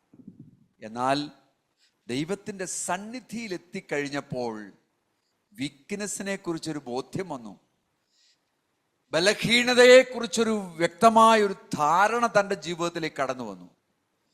ഓപ്പണായിട്ട് പറയാൻ തയ്യാറായതാണ് മോശയുടെ സക്സസ് എന്ന് പറയുന്നത്. പലപ്പോഴും നമ്മൾ ഓപ്പണായിട്ട് തുറന്ന് സംസാരിക്കാൻ തയ്യാറല്ലാത്തത് നമ്മുടെ ഒരു വിഷയമാണ്. ചില പാപങ്ങളുമായിട്ട് നമ്മൾ പോരാടിക്കൊണ്ടിരിക്കുക. ഇപ്പോഴും 5 വർഷമായി നമ്മൾ രക്ഷിക്കപ്പെട്ടിട്ട്, 10 വർഷമായി നമ്മൾ രക്ഷിക്കപ്പെട്ടിട്ട്, അല്ലെങ്കിൽ ഒരു വർഷമായി നമ്മൾ രക്ഷിക്കപ്പെട്ടിട്ട് ഇപ്പോഴും നമ്മൾ പോരാടിക്കൊണ്ടിരിക്കുകയാണ്. എന്താണ് പോരാടിക്കൊണ്ടിരിക്കുന്നത്? ചില പ്രശ്നങ്ങളിലൂടെ നമ്മൾ കടന്നുപോയിക്കൊണ്ടിരിക്കുകയാണ്. ഇപ്പോഴും എന്തുകൊണ്ടാണ് ആ ദൈവത്തിൻ്റെ കൃപ നമ്മളെ പിടിച്ചടക്കാത്തത് ആ വീക്ക്നെസ്സിൽ? കാരണം നമ്മൾ ആ വീക്ക്നെസ്സിനെ, ആ ബലഹീനതയെ ദൈവസന്നിധിയിൽ തുറന്നു പറഞ്ഞിട്ടില്ല. ഇപ്പോഴും നമ്മളാണ് യുദ്ധം ചെയ്തുകൊണ്ടിരിക്കുന്നത്. എനിക്ക് കഴിയും, എനിക്കതിന് പറ്റും, കുറച്ചുകൂടെ ഒന്ന് സമയം തന്നാൽ മതി, കുറച്ചുകൂടെ ഒന്ന് സമയം കിട്ടിയാൽ മതി, എനിക്കതിന് പറ്റും എന്ന് ചിന്തിച്ചുകൊണ്ട് ഇങ്ങനെ മുന്നേറിക്കൊണ്ടിരിക്കുന്ന ഒരുപാട് ദൈവമക്കളെ എനിക്കറിയാം. ഞാൻ പുറത്തുള്ളവരെ കുറിച്ചല്ല പറയുന്നത്. ഇപ്പോഴും പാപത്തിന്റെ മധ്യത്തിൽ കിടക്കുകയാണ്. ദൈവത്തിന്റെ കൃപ റിസീവ് ചെയ്യുവാൻ, സ്വീകരിക്കുവാൻ, പൂർണ്ണമായ അർത്ഥത്തിൽ ഏറ്റെടുക്കുവാൻ തക്കവണ്ണം കഴിയാതെ വളരെ കഷ്ടപ്പെട്ടുകൊണ്ടിരിക്കുന്ന അനേകരെ എനിക്ക് അറിയാം. സ്തോത്രം. വീണ്ടും ചില ഭാഗങ്ങളിൽ കടന്നു പോകുമ്പോൾ നമുക്ക് ആ കാര്യങ്ങളെ വീണ്ടും പഠിക്കാനായിട്ട് കഴിയും. നമുക്കൊരു ധനവാനായിട്ടുള്ളൊരു വ്യക്തിയെക്കുറിച്ച് നമുക്കറിയാം. ആ ധനവാനായിട്ടുള്ള വ്യക്തി കടന്നു വന്ന് എന്ത് സംഭവിച്ചു? സക്കായി തുറന്നു പറഞ്ഞതുകൊണ്ട് സക്കായിക്ക് രക്ഷയുണ്ടായി. എന്നാൽ ഈ ബലഹീനതകള് തുറന്നു പറയാതെ, അല്ലെങ്കിൽ അതിനെ പിടിച്ച് വച്ചുകൊണ്ടിരിക്കുന്ന വ്യക്തികളുടെ ജീവിതത്തിൽ എന്ത് സംഭവിക്കുന്നു? കർത്താവിന്റെ കൃപ ലഭിക്കാതെ അവർ നാശത്തിലേക്ക് പോകും നമുക്ക് കാണാനായിട്ട് കഴിയും. മർക്കോസ് സുവിശേഷത്തില് ഒരു വ്യക്തിയെക്കുറിച്ച് നമ്മൾ കാണുന്നുണ്ട്. അതിൻ്റെ 10-ാമത് അധ്യായം അതിൻ്റെ 17 മുതൽ 27 വരെയുള്ള ഭാഗത്തിൽ ഒരു യങ് റൂളർ കടന്നു വന്ന് ദൈവത്തോട് ചോദിക്കുന്നുണ്ട്, കർത്താവിനോട് ചോദിക്കുന്നുണ്ട്, ഞാൻ എന്ത് ചെയ്യണം? ഞാൻ എല്ലാ കാര്യവും ചെയ്യുന്നുണ്ടല്ലോ, ഇനി ഞാൻ എന്ത് ചെയ്യണം? കർത്താവ് അവന്റെ ഹൃദയത്തെ കണ്ടിട്ട് കർത്താവ് പറഞ്ഞു, നിനക്ക് ഒന്ന് കുറവുണ്ട്, നിനക്ക് എന്ത് ചെയ്യണമുണ്ട്? നീ എല്ലാം വിട്ടിട്ട് നീ എൻ്റെ കൂടെ കടന്നു വന്നേ പറ്റത്തുള്ളൂ എന്ന് പറഞ്ഞു. അത് അവന് ബുദ്ധിമുട്ടായി തീർന്നു. കർത്താവ് എല്ലാം വിൽക്കാൻ വേണ്ടിയിട്ടൊന്നുമല്ല പറഞ്ഞത്, എല്ലാം മാറ്റിവെക്കാൻ വേണ്ടിയിട്ടൊന്നുമല്ല കർത്താവ് അത് പറഞ്ഞത്, എല്ലാം ഉപേക്ഷിക്കാൻ വേണ്ടിയിട്ടല്ല കർത്താവ് അത് പറഞ്ഞത്. മറിച്ച് അവന്റെ ഹൃദയത്തിന്റെ ആറ്റിറ്റ്യൂഡ് എന്താണെന്നുള്ളത് കർത്താവിന് അറിയണം. അപ്പൊ നമ്മുടെയൊക്കെ ജീവിതത്തിൽ ദൈവസന്നിധിയിലേക്ക് എത്തുമ്പോൾ കർത്താവ് ചില ചോദ്യങ്ങൾ ഇങ്ങോട്ട് ചോദിക്കുന്നതിന് ഉത്തരം പറയുവാൻ നമ്മൾ ബാധ്യസ്ഥരാണ്. കർത്താവ് പറയും, നിനക്ക് പറ്റുമോ? നിനക്കിത് പറ്റുമോ? പറ്റില്ലെങ്കിൽ ദൈവകൃപ വ്യാപിക്കുവാൻ സാധ്യതകൾ കുറവാണ്. നമ്മൾ മനസ്സിലാക്കണം, നമ്മുടെ ജീവിതത്തിൽ ചില കാര്യങ്ങൾ നമ്മൾ മനസ്സിലാക്കേണ്ടുന്നത് ഒരു വലിയ പ്രധാനപ്പെട്ട കാര്യമാണ്. മർക്കോസിന്റെ സുവിശേഷം 10:23 അതിൻ്റെ ഒരു കണ്ടന്റ് പറയുന്നുണ്ട്. How difficult it will be for those who have wealth to enter the kingdom of God. അല്ലെ, ധനമുള്ളവന് ദൈവത്തിന്റെ സന്നിധിയിൽ എത്തിച്ചേരുക, ദൈവരാജ്യത്തിലേക്ക് എത്തിച്ചേരുക എന്ന് പറയുന്നത് ഒട്ടകം സൂചിക്കുഴിയിലൂടെ പോകുന്നതിന് തുല്യമായിട്ട് ദൈവത്തിന്റെ വചനം പറയുന്നുണ്ട്. അതിന്റെ അർത്ഥം എന്ന് വെച്ച് കഴിഞ്ഞാൽ, ധനം എന്ന് പറയുന്നത് ഒരു ആറ്റിറ്റ്യൂഡായിട്ടാണ്, ഒരു മനോഭാവമായിട്ടാണ് ഇവിടെ ചിത്രീകരിച്ചിരിക്കുന്നത്. അല്ലാതെ ധനം ഉള്ളത് കൊണ്ട് ദൈവരാജ്യത്തിൽ പ്രവേശിക്കുന്നില്ല എന്നുള്ള അർത്ഥത്തിലല്ല. ധനത്തോടുള്ള ഒരു മനോഭാവത്തെ കുറിച്ചാണ്, പണത്തോടുള്ള ഒരു ഗ്രീഡി, ഒരു അത്യാഗ്രഹത്തെ കുറിച്ചാണ് ഇവിടെ ബോധ്യമാക്കുന്നത്.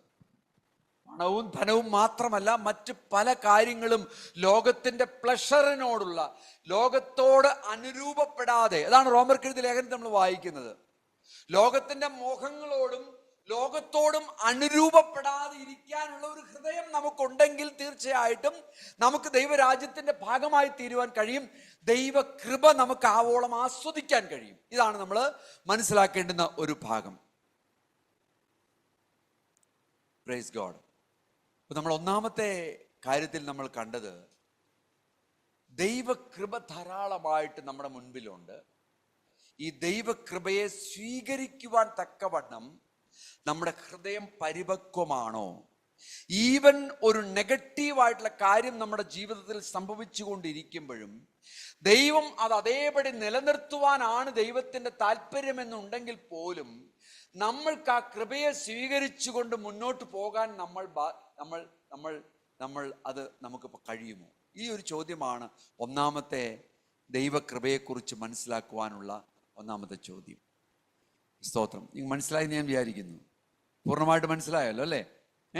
നിങ്ങളുടെ വിഷയത്തിൽ, നിങ്ങളുടെ പ്രയാസത്തിൽ, നിങ്ങളുടെ ദുഃഖത്തിൽ ദൈവം നിങ്ങളോട് കൂടെയുണ്ട്. ദൈവകൃപ നിങ്ങൾക്ക് തരുവാനായിട്ട് അവൻ വില്ലിങ് ആണ്. നമ്മളത് സ്വീകരിക്കുവാൻ നമ്മൾക്ക് താല്പര്യമുണ്ടോ എന്നുള്ള ചോദ്യം ഞാൻ ചോദിക്കുമ്പോൾ, അല്ലെങ്കിൽ ദൈവം ചോദിക്കുമ്പോൾ, നിങ്ങൾ പ്രത്യേകം മനസ്സിലാക്കേണ്ടത്, നിങ്ങളുടെ പ്രശ്നത്തിന് പരിഹാരം തരിക എന്നുള്ളതല്ല ദൈവം ഉദ്ദേശിക്കുന്നത്. മറിച്ച് ആ പ്രശ്നത്തോട് കൂടെ തന്നെ നിങ്ങളെ നടത്തുവാൻ ദൈവം ഉദ്ദേശിക്കുന്നുണ്ടെങ്കിൽ അതും ദൈവകൃപയുടെ ഒരു ഭാഗമാണ് എന്ന് ചിന്തിക്കുവാൻ നിങ്ങൾ കഴിയുന്നുണ്ടോ? ഇതാണ് ഒന്നാമത്തെ ചോദ്യം. ക്ലിയർ ആയോ? അത് നിങ്ങൾക്ക് മനസ്സിലായല്ലോ അല്ലെ? ഇത് മനസ്സിലാക്കി പോണം. കാരണം ദൈവകൃപയെക്കുറിച്ച് നമ്മൾ ആഴത്തിൽ ഈ കാര്യത്തെ നമുക്ക് മനസ്സിലാക്കി. റിജോ മനസ്സിലായല്ലോ അല്ലെ? റൈറ്റ്. സോ പൗലോസിന്റെ അനുഭവം ഓർത്താൽ മതി. So my grace is sufficient for you. This will be the answer from God. My grace is sufficient for you. എഴുന്നേറ്റോളാൻ പറയും. So stand up. The issue is there with you. ഈ പ്രശ്നം നിങ്ങളുടെ മധ്യത്തിൽ തന്നെ ഉണ്ട്. പക്ഷേ ആ പ്രശ്നത്തോടു കൂടെ തന്നെ എൻ്റെ കൃപ നിനക്ക് മതി, നിനക്ക് പോവാൻ പറ്റും. ഈ ബലഹീനതയിൽ തികഞ്ഞു വരുന്നത് എൻ്റെ ശക്തിയാണെന്നുള്ളത് ബോധ്യപ്പെട്ടുകൊണ്ട് നിനക്ക് ഈ ലോകത്തിൽ മുന്നോട്ട് പോകാൻ നിനക്ക് കഴിയും. സ്തോത്രം. ഈ ഒരു കാര്യം നമ്മൾ മനസ്സിലാക്കണം. അതിനോടനുബന്ധമായിട്ട് നമ്മൾ 3 കാര്യങ്ങൾ നമുക്ക് ചിന്തിക്കാനുണ്ട്. ഒന്നാമത്തെ കാര്യം നമ്മൾ ചിന്തിക്കേണ്ടുന്നത്, ഈ ഒരു കാര്യം നമ്മൾ വ്യക്തമായിട്ട് നമ്മുടെ ഉള്ളിൽ മനസ്സിലാക്കുവാനായിട്ട്, ഒന്നാമത്തെ കാര്യം, നിങ്ങൾ നിങ്ങളുടെ ആവശ്യങ്ങളെ, ദൈവകൃപ ആവശ്യമുള്ള മേഖലയെ തിരിച്ചറിഞ്ഞ് ദൈവത്തിന്റെ സന്നിധിയിൽ മുട്ടുമടക്കുക. അപ്പോസ്തലനായ പൗലോസ് അതാണ് ചെയ്തത്. അവൻ ആഗ്രഹിച്ചു. അവൻ ആഗ്രഹിച്ച് വളരെ ഓപ്പണായിട്ട് എന്തും വരട്ടെ എന്നുള്ള മനോഭാവത്തോടു കൂടി ദൈവത്തിൻ്റെ ഇൻ്റർവെൻഷൻ എങ്ങനെയെങ്കിലും ആയിക്കൊള്ളട്ടെ എന്നുള്ള രീതിയിൽ ദൈവസന്നിധിയിൽ മുട്ടുമടക്കാൻ അവൻ തയ്യാറായി. നമ്മൾ തയ്യാറാണോ? നമുക്കതിനെ റിഫ്ലക്റ്റ് ചെയ്യാൻ തയ്യാറാണോ? നമ്മൾ അതിൽ പ്രതിഫലിക്കാൻ നമ്മൾ തയ്യാറാണോ? അങ്ങനെയെങ്കിൽ തീർച്ചയായിട്ടും ദൈവം നമ്മുടെ മധ്യത്തിലേക്ക് കടന്നു വരും. നമ്മൾക്ക് ആവശ്യമുള്ളതിനെ ദൈവകൃപയാൽ അവൻ നിറയ്ക്കും. നമ്മുടെ ബലഹീനതയെ തിരിച്ചറിഞ്ഞുകൊണ്ട് ദൈവത്തിൻ്റെ ശക്തി തികയ്ക്കുവാൻ നമ്മൾ നമ്മുടെ ഹൃദയത്തെ ഒരുക്കുന്നത് നമുക്ക് കാണാനായിട്ട് കഴിയും. രണ്ടാമത്തെ കാര്യം,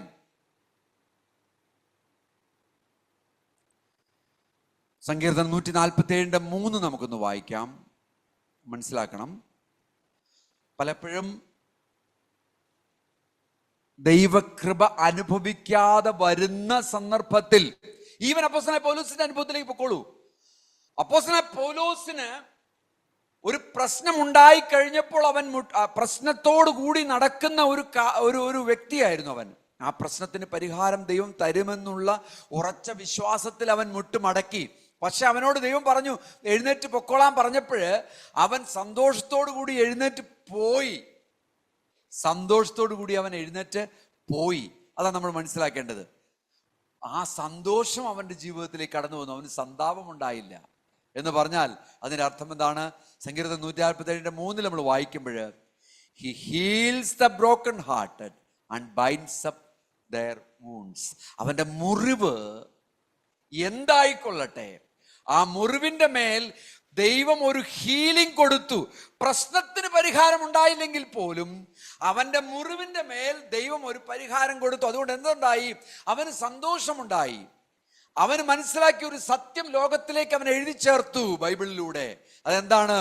ബലഹീനതയിൽ തികഞ്ഞു വരുന്ന ദൈവശക്തിക്കായിട്ട് ഞാൻ എന്താ ചെയ്തേ?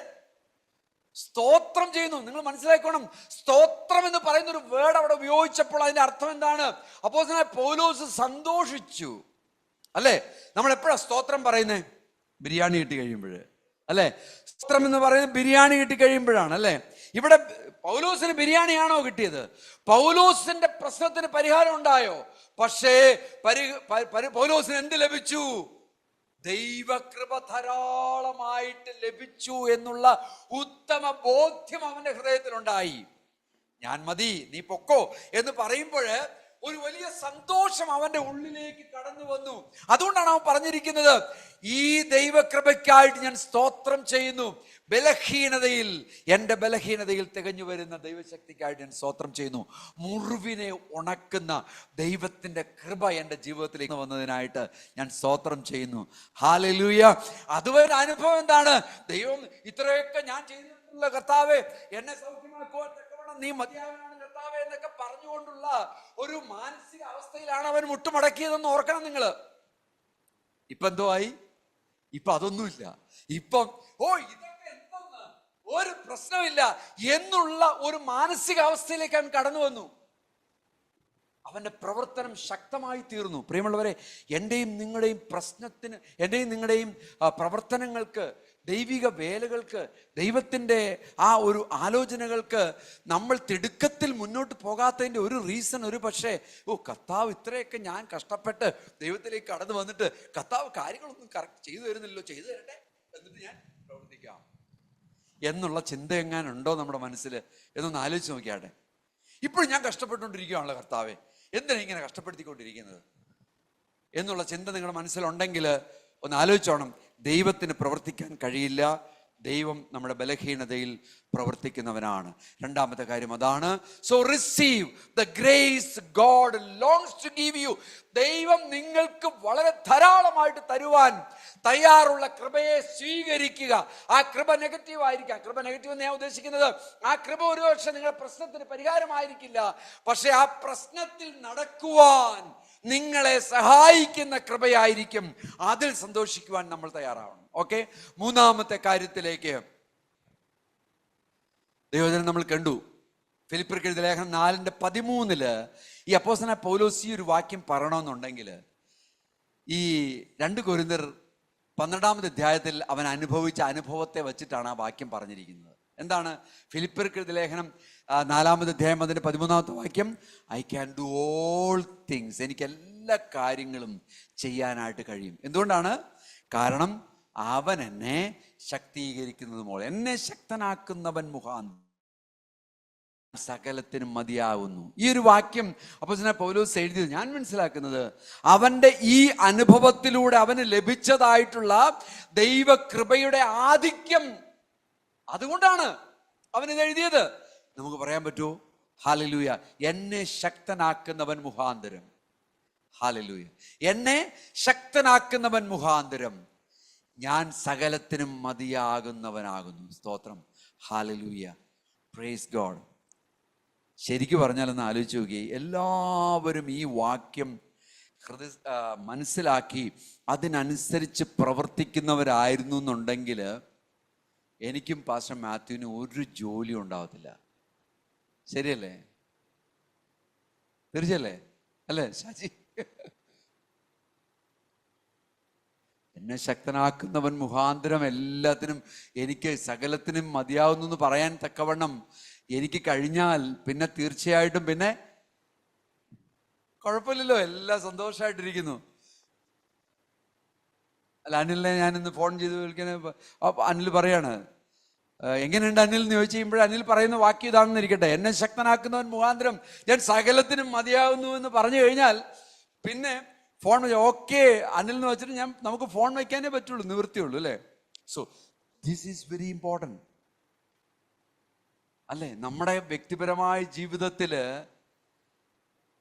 കർത്താവിനെ അനുഭവിക്കുന്നവരിലൂടെ മാത്രമേ ഇത് പറയാനായിട്ട് കഴിയത്തുള്ളൂ. എന്നെ ശക്തനാക്കുന്നവൻ. അപ്പൊ എന്റെ ബലഹീനതയ്ക്ക് മാറ്റം വന്നിട്ടുണ്ടോ? ഇല്ല, എന്റെ ബലഹീനത എവിടെയുണ്ട്. പക്ഷെ എന്നെ ശക്തനാക്കുന്നവൻ എൻ്റെ കൂടെ ഉള്ളത് കൊണ്ട് ഞാൻ സകലത്തിനും മതിയായവനായിട്ട് നിൽക്കുകയാണ്. പ്രശ്നമില്ല, ഇത് എനിക്ക് ഓവർകം ചെയ്യാനായിട്ട് പറ്റും. ഇതിനെ മറികടക്കാനായിട്ട് എനിക്ക് ദൈവം എന്നെ സഹായിക്കും. സോ ഈ 3 കാര്യങ്ങൾ നമ്മൾ ഏറ്റെടുക്കുക. ഒന്ന്, ഞാൻ മുൻപ് പറഞ്ഞതുപോലെ ദൈവത്തിൻ്റെ കൃപ പൂർണ്ണമായിട്ട് നമ്മൾ അനുഭവിച്ച് മുന്നോട്ട് പോകണമെന്നുണ്ടെങ്കിൽ ദൈവത്തിൻ്റെ മുൻപിൽ നമ്മൾ നമ്മുടെ പ്രയാസങ്ങളെ, ബലഹീനതകളെ പൂർണ്ണമായ അർത്ഥത്തിൽ അറിഞ്ഞ് മുട്ടുമടക്കുക. അവൻ എന്ത് ചെയ്യുന്നു എന്നുള്ളത് നമ്മുടെ അതീന്ദ്രിയമായ അല്ലെങ്കിൽ നമ്മുടെ 6th സെൻസ് പരിശുദ്ധാത്മാവിലൂടെ നമ്മൾക്ക് മനസ്സിലാക്കാനായിട്ട് നമ്മൾ ശ്രമിക്കുക. ഒരുപക്ഷെ നമ്മുടെ പ്രശ്നത്തിന് പരിഹാരമായിരിക്കും തരുന്നത്, അതല്ല പ്രശ്നത്തിന് പരിഹാരമല്ല എന്നുണ്ടെങ്കിൽ ആ പ്രശ്നത്തെ നേരിടുവാൻ തക്കവണ്ണമുള്ള ദൈവകൃപയാണ് ദൈവശക്തിയാണ് തരുന്നതെന്നുണ്ടെങ്കിൽ അത് സ്വീകരിച്ചുകൊണ്ട് മുന്നോട്ട് പോകുവാൻ നമുക്ക് കഴിയും. രണ്ടാമതായിട്ട്, ദൈവം ധാരാളമായിട്ട് ഈ കൃപ തരുവാൻ വില്ലിങ് ആയിട്ട് നിൽക്കുന്നു.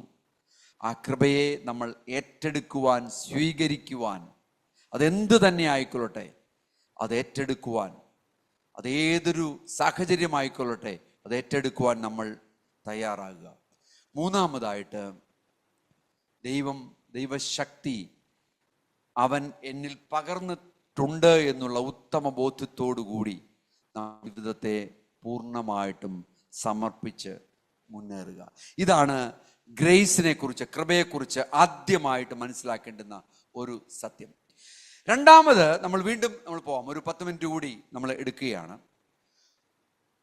ഈ ദൈവകൃപയിൽ വ്യാപരിക്കുന്ന സ്വാതന്ത്ര്യത്തെക്കുറിച്ച് നമ്മൾക്കൊരു ഉത്തമ ബോധ്യമുണ്ടായിരിക്കണം. നമ്മൾ കണ്ടത് ഈ ദൈവകൃപ പ്രാപിക്കുന്നതിനെ കുറിച്ചാണ്. രണ്ടാമത് നമ്മൾ കാണാൻ പോകുന്നത് ഈ ദൈവകൃപയിൽ വ്യാപരിക്കുന്നതായിട്ടുള്ള ഒരു സ്വാതന്ത്ര്യമുണ്ട്. സത്യത്തിൽ നമ്മുടെ സ്വാതന്ത്ര്യത്തിന്റെ ഫൗണ്ടേഷൻ അല്ലെങ്കിൽ അടിസ്ഥാനം എന്ന് പറയുന്നത് തന്നെ ഈ ദൈവകൃപയാണ്. ഒന്ന് പറഞ്ഞേ, എൻ്റെ സ്വാതന്ത്ര്യത്തിന്റെ അടിസ്ഥാനം ദൈവകൃപയാണ്. ഞാൻ ഇന്ന് അനുഭവിക്കുന്ന സ്വാതന്ത്ര്യം അത് ദൈവകൃപ മൂലം എനിക്ക് ലഭിച്ചതാണെന്ന് ചിന്തിക്കുവാൻ തക്കവണ്ണം എനിക്ക് നിങ്ങൾക്കും കഴിയണം.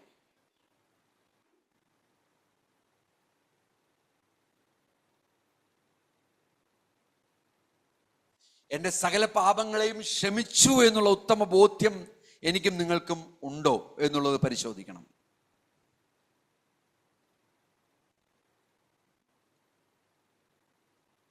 നമുക്കൊരു സ്ക്രിപ്ചർ വായിക്കാം. 1 കൊരിന്ത്യർ 15 അധ്യായം അതിൻ്റെ 56-57 വാക്യങ്ങൾ. 1 കൊരിന്ത്യർ 15 അധ്യായം അതിൻ്റെ 56-57 വാക്യം ഒന്ന് വായിച്ചാട്ടെ. നിങ്ങൾക്ക് അറിയാവുന്നൊരു വാക്യമാണ്. 15 അധ്യായം മരണത്തെക്കുറിച്ചൊക്കെ മരണമേ നിന്റെ വിഷമുള്ളവിടെ, മരണത്തിന്റെ വിഷമുള്ള പാപം, പാപത്തിന്റെ ശക്തിയോ ന്യായപ്രമാണം. നമ്മുടെ കർത്താവായ യേശുക്രിസ്തു മുഖാന്തരം നമുക്ക് ജയം നൽകുന്ന ദൈവത്തിന് സ്തോത്രം. സ്തോത്രം മതി. അപ്പോ നമ്മൾ ഇവിടെ കാണുന്ന ഒരു വാക്യം, നമ്മുടെ അതിനു മുമ്പുള്ള വാക്യം, പാപത്തിന്റെ മരണത്തിന്റെ വിഷമുള്ള പാപം, പാപത്തിന്റെ ശക്തിയോ ന്യായപ്രമാണം. ഒന്ന് ശ്രദ്ധിച്ചു നോക്കിയേ, പാപത്തിന്റെ ശക്തിയോ ന്യായപ്രമാണം. യഹൂദരോട് സംസാരിക്കുന്ന ഒരു കാര്യമാണിത്. പക്ഷെ നമുക്കും ഇവിടെ കുറച്ച് കാര്യങ്ങൾ നമ്മൾ മനസ്സിലാക്കാനുണ്ട്. പാപത്തിന്റെ ശക്തി എന്ന് പറയുന്നത് ന്യായപ്രമാണമാണ്. ഇനി അടുത്ത് നോക്കി, അടുത്ത വാക്യം എന്താണ്? നമ്മുടെ കർത്താവായിട്ടുള്ള യേശുക്രിസ്തു മുഖാന്തരം നമുക്ക് ജയം നൽകുന്ന ദൈവത്തിന് സ്തോത്രം. അപ്പൊ ന്യായപ്രമാണം എന്നതുകൊണ്ട് ഉദ്ദേശിക്കുന്നത് എന്താണ്? അന്നത്തെ കാലത്ത് യഹൂദന്മാർക്ക് ആ കാലത്ത് പറയുമ്പോഴും ന്യായപ്രമാണം എന്താണെന്നുള്ള വ്യക്തമായിട്ടുള്ളൊരു ധാരണയുണ്ട്. ഇന്ന് പുതിയ നിയമ കാലഘട്ടത്തിലേക്ക് വരുമ്പോൾ പലപ്പോഴും നമുക്കൊരു ചെറിയ കൺഫ്യൂഷനുണ്ട്. എപ്പോഴും ന്യായപ്രമാണം തന്നെയാണോ നമ്മൾ ഫോളോ ചെയ്യുന്നത് എന്നുള്ളത്, അല്ലേ? എന്നാൽ പല വ്യക്തികളും, നമ്മൾ ഓരോരുത്തരും പല ന്യായപ്രമാണങ്ങൾ ഫോളോ ചെയ്യുന്നവരാണ്. മനസ്സിലായോ? പല രീതികളിലുള്ള ന്യായപ്രമാണങ്ങൾ നമ്മൾ ഇപ്പോഴും ഫോളോ ചെയ്തുകൊണ്ടിരിക്കുക. പല രീതികളിലുള്ള പാരമ്പര്യത്തിന്റെ ശക്തികൾ നമ്മളെ നിയന്ത്രിച്ചുകൊണ്ടിരിക്കുകയാണ്. പല രീതികളിലുള്ള കെട്ടുപാടുകൾ നമ്മളെ ഇപ്പോഴും കൺട്രോൾ ചെയ്തുകൊണ്ടിരിക്കുകയാണ്. എന്നാൽ അതിൽ നിന്നെല്ലാം വ്യത്യസ്തമായ രീതിയിലാണ് പുതിയ നിയമ കാലഘട്ടത്തിലേക്ക് വന്നപ്പോൾ കർത്താവായിട്ടുള്ള യേശു ക്രിസ്തു നമുക്ക് സ്വാതന്ത്ര്യം തന്നത്. ഈ ഒരു കാര്യമാണ് നമുക്ക് മനസ്സിലാക്കാനുള്ള ഒരു സത്യം എന്ന് പറയുന്നത്. അപ്പോൾ ദൈവകൃപയിലൂടെ നമുക്ക് ലഭിക്കുന്നതായിട്ടുള്ള സ്വാതന്ത്ര്യത്തെക്കുറിച്ചാണ് ഈ ഭാഗം വ്യക്തമാക്കി തരുന്നത്. അതിന് ഞാൻ 1-2-3 എക്സാമ്പിൾസ് ഒക്കെ പറയാം. നമ്മൾ ഇന്ന് ജീവിക്കുന്ന ലോകം ഒന്ന് ആലോചിച്ച് നോക്കിയാട്ടെ, ഒരു ട്രാൻസാക്ഷൻ്റെ ലോകമാണ്. ഒരു കാര്യം നമുക്ക് കിട്ടണമെന്നുണ്ടെങ്കിൽ എന്തെങ്കിലും കാര്യം കൊടുക്കണം, അല്ലേ? എന്തെങ്കിലും ഗീവ് ആൻഡ് ടേക്ക് അപ്രോച്ചേ ഉള്ളൂ, അല്ലേ? നമ്മൾ നന്നായിട്ട് പെർഫോം ചെയ്തില്ല എന്നിരിക്കട്ടെ, ഒരു ഓർഗനൈസേഷനിൽ എന്താണ് ഇരിക്കുന്നത്? ഫയറിംഗ് ആണ്, അല്ലേ? എന്ന് പറഞ്ഞാൽ പുറത്താക്കും നമ്മളെ. എന്നിട്ട് ഏറ്റവും നല്ല ക്വാളിഫൈഡ് ആയിട്ടുള്ള അല്ലെങ്കിൽ ഏറ്റവും നല്ല പെർഫോം ചെയ്യുന്ന ആൾക്കാരെ ഹയർ ചെയ്യും, അല്ലേ? ഹയർ ആൻഡ് ഫയർ എന്ന് പറയുന്നതിന്. പുറത്താക്കുന്നു, എടുക്കുന്നു, ഗീവ് ടേക്ക്. നമ്മൾ എടുക്കുന്നു, നമ്മൾ കൊടുക്കുന്നു. കിട്ടിയാൽ മാത്രമേ നമ്മൾ എന്ത് ചെയ്യുള്ളൂ? കൊടുക്കുള്ളൂ. അപ്പോൾ ഇതൊരു ട്രാൻസാക്ഷന്റെ കാലഘട്ടമാണ്. നിങ്ങൾക്ക് മനസ്സിലായോ? ഇതൊരു കൊടുക്കൽ വാങ്ങലാണ് നമ്മൾ ഇവിടെ കണ്ടുകൊണ്ടിരിക്കുന്നത് ഈ ലോകത്തില്. ഈ കൊടുക്കൽ വാങ്ങലിലുള്ള വിഷയം എന്താണ്? നമ്മളും സത്യത്തിൽ ദൈവകൃപയെ മനസ്സിലാക്കിയിരിക്കുന്നത് അങ്ങനെയാണ്. ഒരു കൊടുക്കൽ വാങ്ങലാണ്. അതുകൊണ്ടാണ് ഈ ന്യായപ്രമാണത്തെ കുറിച്ച് ഇവിടെ പറയാൻ കാര്യം. ഒരു കൊടുക്കുന്നു വാങ്ങുന്നു എന്നുള്ള ഒരു പ്രമാണത്തിലാണ് നമ്മൾ നിൽക്കുന്നത്. നമ്മൾ ചിന്തിക്കും, നമ്മൾ ചർച്ചിലൊക്കെ വളരെ റെഗുലറായിട്ട് കടന്നു വരുന്നു, ദൈവത്തിന് നല്ല ടൈത്തൊക്കെ കൊടുക്കുന്നു, ഓഫറിംഗ് ഒക്കെ കൊടുക്കുന്നു, രാവിലെ സമയം ദൈവസന്നിധിയിലൊക്കെ ഇരിക്കുന്നു. ഇതൊക്കെ നല്ല കാര്യം തന്നെ, വലിയ കുഴപ്പമൊന്നുമില്ല. വളരെ സന്തോഷത്തോടു കൂടി ഇരിക്കുന്നു, മറ്റുള്ള ജനങ്ങളെ ഹെൽപ്പ് ചെയ്യുന്നു. അങ്ങനെയൊക്കെ ചെയ്യുമ്പോൾ ദൈവം നമ്മളെ സ്നേഹിക്കുന്നു എന്ന് ചിന്തിക്കുന്നവർ എത്ര പേരുണ്ട് ഇവിടെ? ദൈവം സ്നേഹിക്കുന്നുണ്ടില്ലാതെ ഞാൻ പറയുന്നില്ല. പക്ഷെ നമ്മുടെ ചിന്ത അങ്ങനെയായി പോയി. ഞാൻ ഇതെല്ലാം കൊടുക്കുന്നത് കൊണ്ട്, ഞാൻ ഇതെല്ലാം ചെയ്യുന്നത് കൊണ്ട്, അതല്ലേ നമ്മുടെ ഒരു വലിയ ഒരു എക്സാമ്പിൾ ഉണ്ടല്ലോ, അല്ലേ? ആരാണ്? 2 പേര് പ്രാർത്ഥിക്കാൻ പോയല്ലോ. ബൈബിളിലുണ്ട്. ബൈബിളിലുള്ള കാര്യം ഞാൻ നിങ്ങളുടെ മനസ്സിങ്ങോട്ട് എടുക്കണം. ആരൊക്കെയായിരുന്നു പോയത്? ചുങ്കക്കാരനും അല്ലെ, പരീശനും ചുങ്കക്കാരനും, അല്ലേ? അപ്പൊ പരീശൻ എന്ന് പറയുന്ന ആരായിരുന്നു? എല്ലാ കാര്യവും വളരെ ക്ലിയറായിട്ട് കൃത്യനിഷ്ഠയോടുകൂടി ചെയ്യുന്നവൻ, അല്ലേ? ചുങ്കക്കാരനോ ഒന്നുമില്ല, ഒരു പാപിയായിട്ടുള്ളൊരു മനുഷ്യൻ, അല്ലേ? ആരുടെ പ്രാർത്ഥനയാണ് ദൈവം കേട്ടത്? വ്യത്യാസം മനസ്സിലായോ?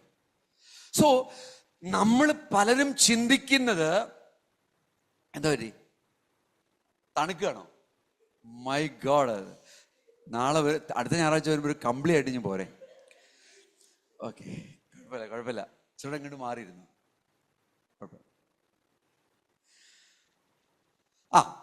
അപ്പോ നമ്മൾ ചിന്തിക്കുന്നത്, നമ്മൾ ഈ കാര്യങ്ങളെല്ലാം ചെയ്യുന്നത് കൊണ്ട് നമ്മളെ ദൈവം സ്നേഹിക്കുന്നു. ഇപ്പൊ ഞാൻ പറഞ്ഞു മനസ്സിലായി, ഒരു ട്രാൻസാക്ഷൻ ബിസിനസ് എന്ന് പറഞ്ഞാൽ ഒരു കൊടുക്കൽ വാങ്ങലാണ് ഈ കാര്യം എന്നുള്ളത് ചിന്തിച്ചുകൊണ്ടിരിക്കുന്ന ഒരു സമൂഹത്തിലാണ് നമ്മളായിരിക്കുന്നത്. ഞാൻ ദൈവത്തിന് കൊടുക്കുന്നു, ദൈവം എന്നെ സ്നേഹിക്കുന്നു എന്നുള്ള ചിന്തയിലാണ് നമ്മൾ ഇരിക്കുന്നതെന്നാണ് നമ്മൾ ധരിക്കേണ്ടത്. നമ്മൾ ആദ്യം മനസ്സിലാക്കണം, ദൈവം അങ്ങനെ അല്ല പ്രിയമുള്ളവരെ. ദൈവത്തിന് അങ്ങനെ ഒരു താല്പര്യമൊന്നുമില്ല.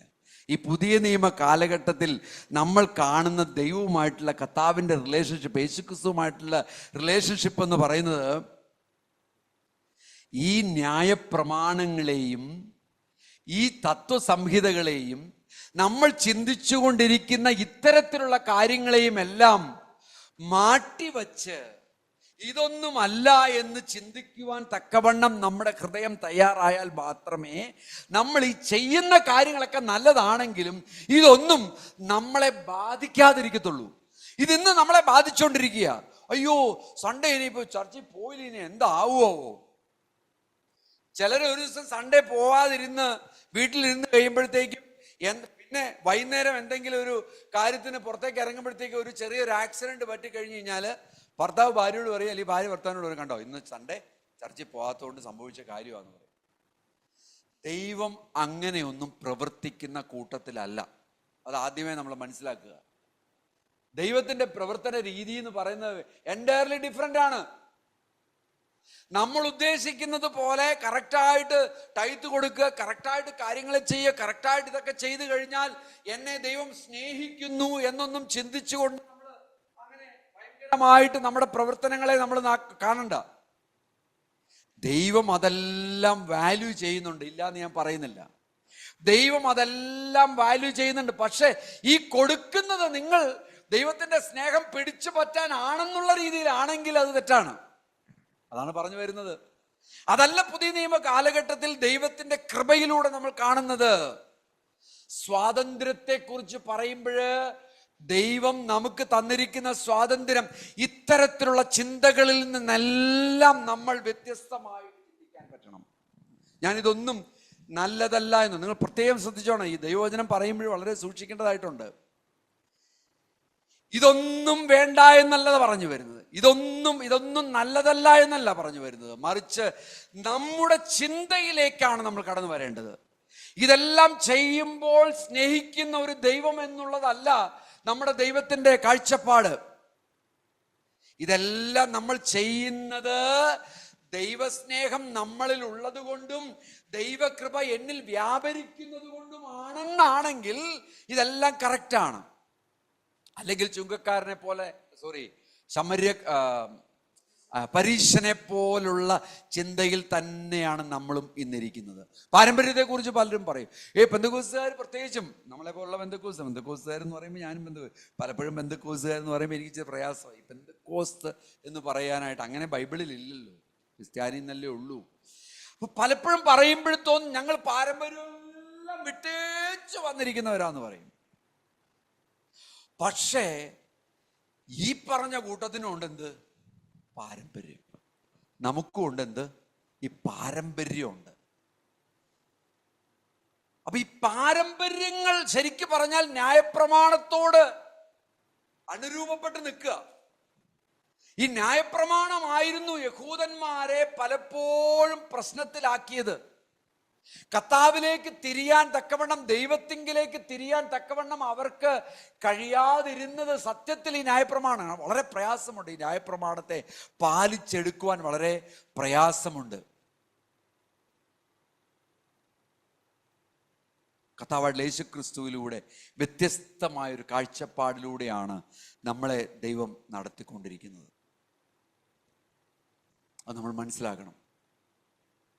നമുക്കറിയാം, പാപം എന്ന് പറയുന്ന കാര്യമാണ് പിതാവിൽ നിന്ന് നമ്മളെ പൂർണ്ണമായിട്ടും വേർപിരിച്ച് നിർത്തിയത്. അതൊരു കള്ളൻ സെല്ലിൽ കിടക്കുന്ന പോലെയാണ്. ഒരു സെല്ലിൽ ഇങ്ങനെ കള്ളൻ കിടക്കുകയാണെന്നുണ്ടെങ്കിൽ അവന് ലോകം കാണാനായിട്ട് ഒരു അവസരവും അവനില്ല. അവൻ ആ സെല്ലിൽ കിടക്കുക. അതുപോലെ ഉള്ള ഒരവസ്ഥയിലാണ് ഞാനും നിങ്ങളും പാപം ചെയ്തപ്പോൾ പിതാവുമായിട്ടുള്ള ബന്ധത്തിലായിത്തീർന്നു. ദൈവവുമായിട്ടുള്ള ബന്ധത്തിൽ നമ്മൾ അങ്ങനെ ആയിരുന്നു. അത് നമ്മൾ ചിന്തിക്കേണ്ടത്.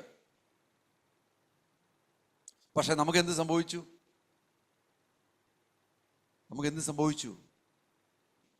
നമ്മളെ ദൈവം വിടുവിച്ചു. കർത്താവായിട്ടുള്ള യേശുക്രിസ്തു വിടുവിച്ചു. ആ കർത്താവായിട്ടുള്ള യേശുക്രിസ്തു വിടുവിക്കുവാൻ തക്കവണ്ണം അവൻ അവൻ്റെ ജീവനെ കൊടുത്ത് നമ്മളെ വിടുവിച്ചു.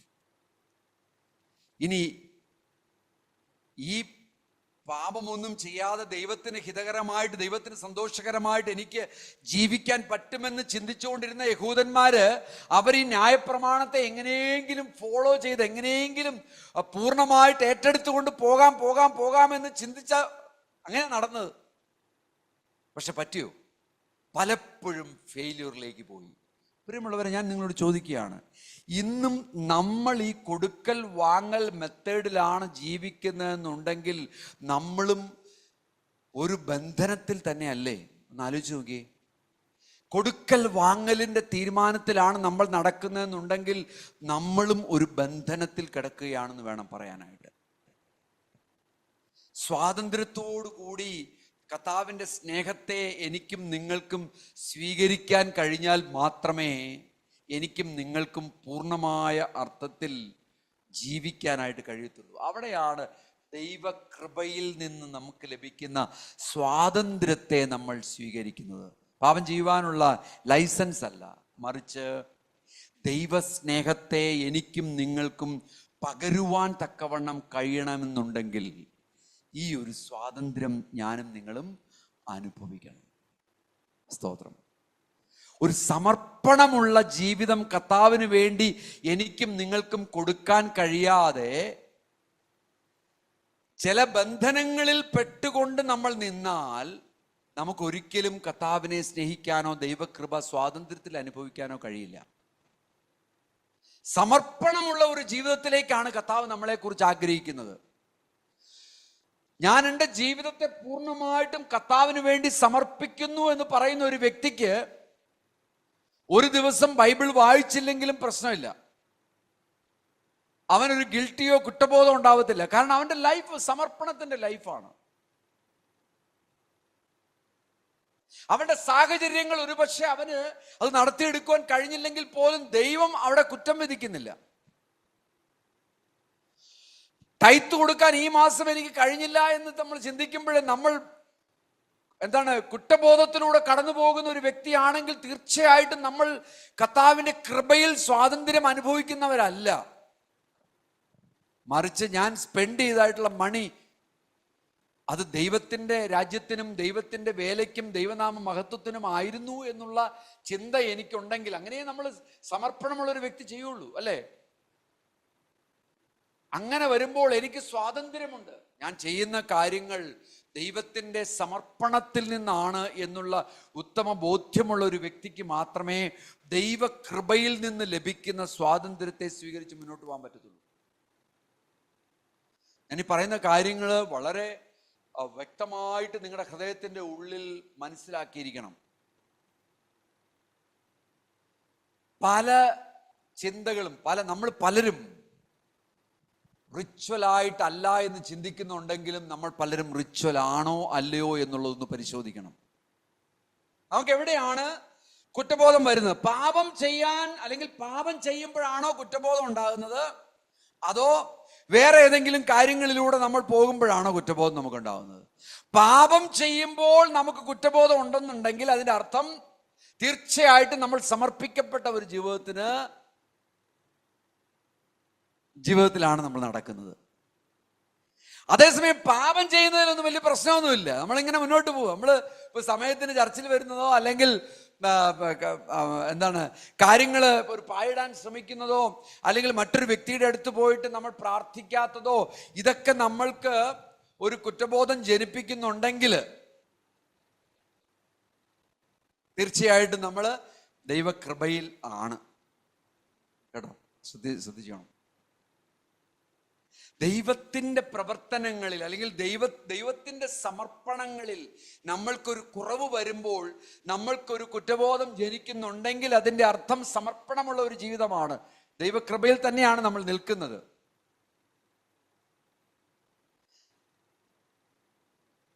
പക്ഷേ നമ്മൾക്ക് ദൈവം സ്വാതന്ത്ര്യം തന്നിട്ടുണ്ട് ഇക്കാര്യങ്ങൾക്ക്.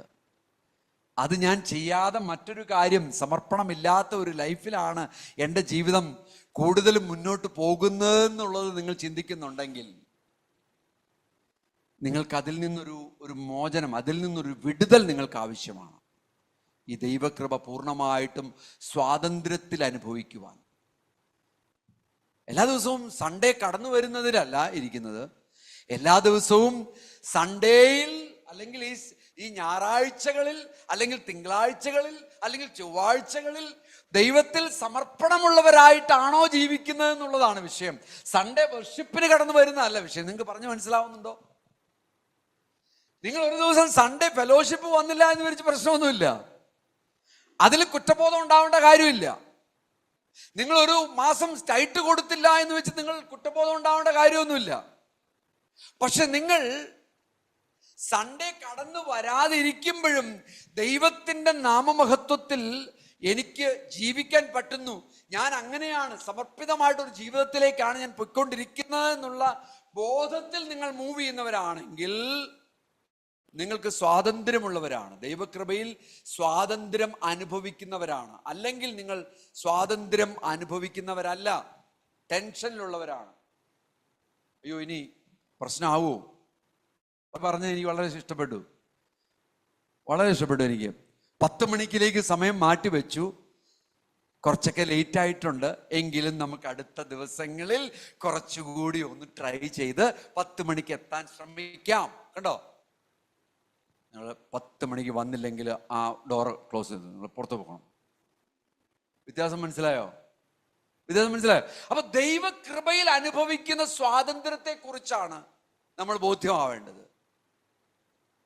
അയ്യോ ഇനി 10 മണിക്ക് വന്നിട്ട് പാസ്റ്റർ ഇനി എന്ത് പറയും, പേടിച്ചാണ് ജീവിക്കുന്നതെന്നുണ്ടെങ്കിൽ പ്രശ്നമാണ്. നിങ്ങൾ സ്വാതന്ത്ര്യം അനുഭവിക്കുന്നില്ല. പല പെന്റക്കോസ്റ്റൽ ചർച്ചകളിലും പല യുവാക്കളും എന്നോട് പറഞ്ഞിട്ടുണ്ട്, ഇത് എൻ്റെ പാസ്റ്റർ അന്യഭാഷ പറയാതിരിക്കുന്നതുകൊണ്ട് വലിയ ബുദ്ധിമുട്ടാണ്, എനിക്കാണെങ്കിൽ അന്യഭാഷ തൊട്ട് കിട്ടിയിട്ടില്ല, അതുകൊണ്ട് ആരാധിച്ചുകൊണ്ടിരിക്കുമ്പോൾ ഞാൻ എന്തെങ്കിലുമൊക്കെ അങ്ങോട്ട് പറഞ്ഞുകൊണ്ടിരിക്കും. ഇങ്ങനെ പറയുന്ന യൂസ് ഉണ്ട്. അവർ പേടിച്ചാണ് അവര്.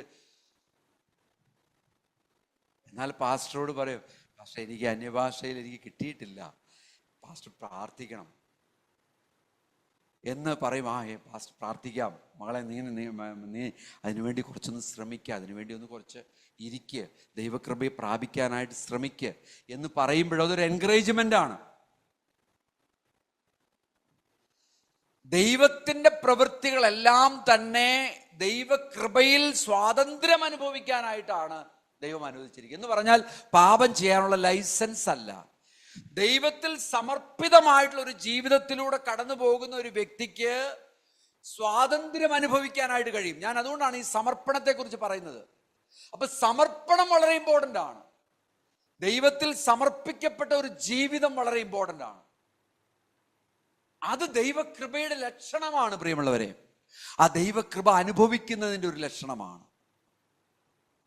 സ്തോത്രം. അതുകൊണ്ട് നിങ്ങൾ ചിന്തിക്കേണ്ടുന്ന അതാണ്.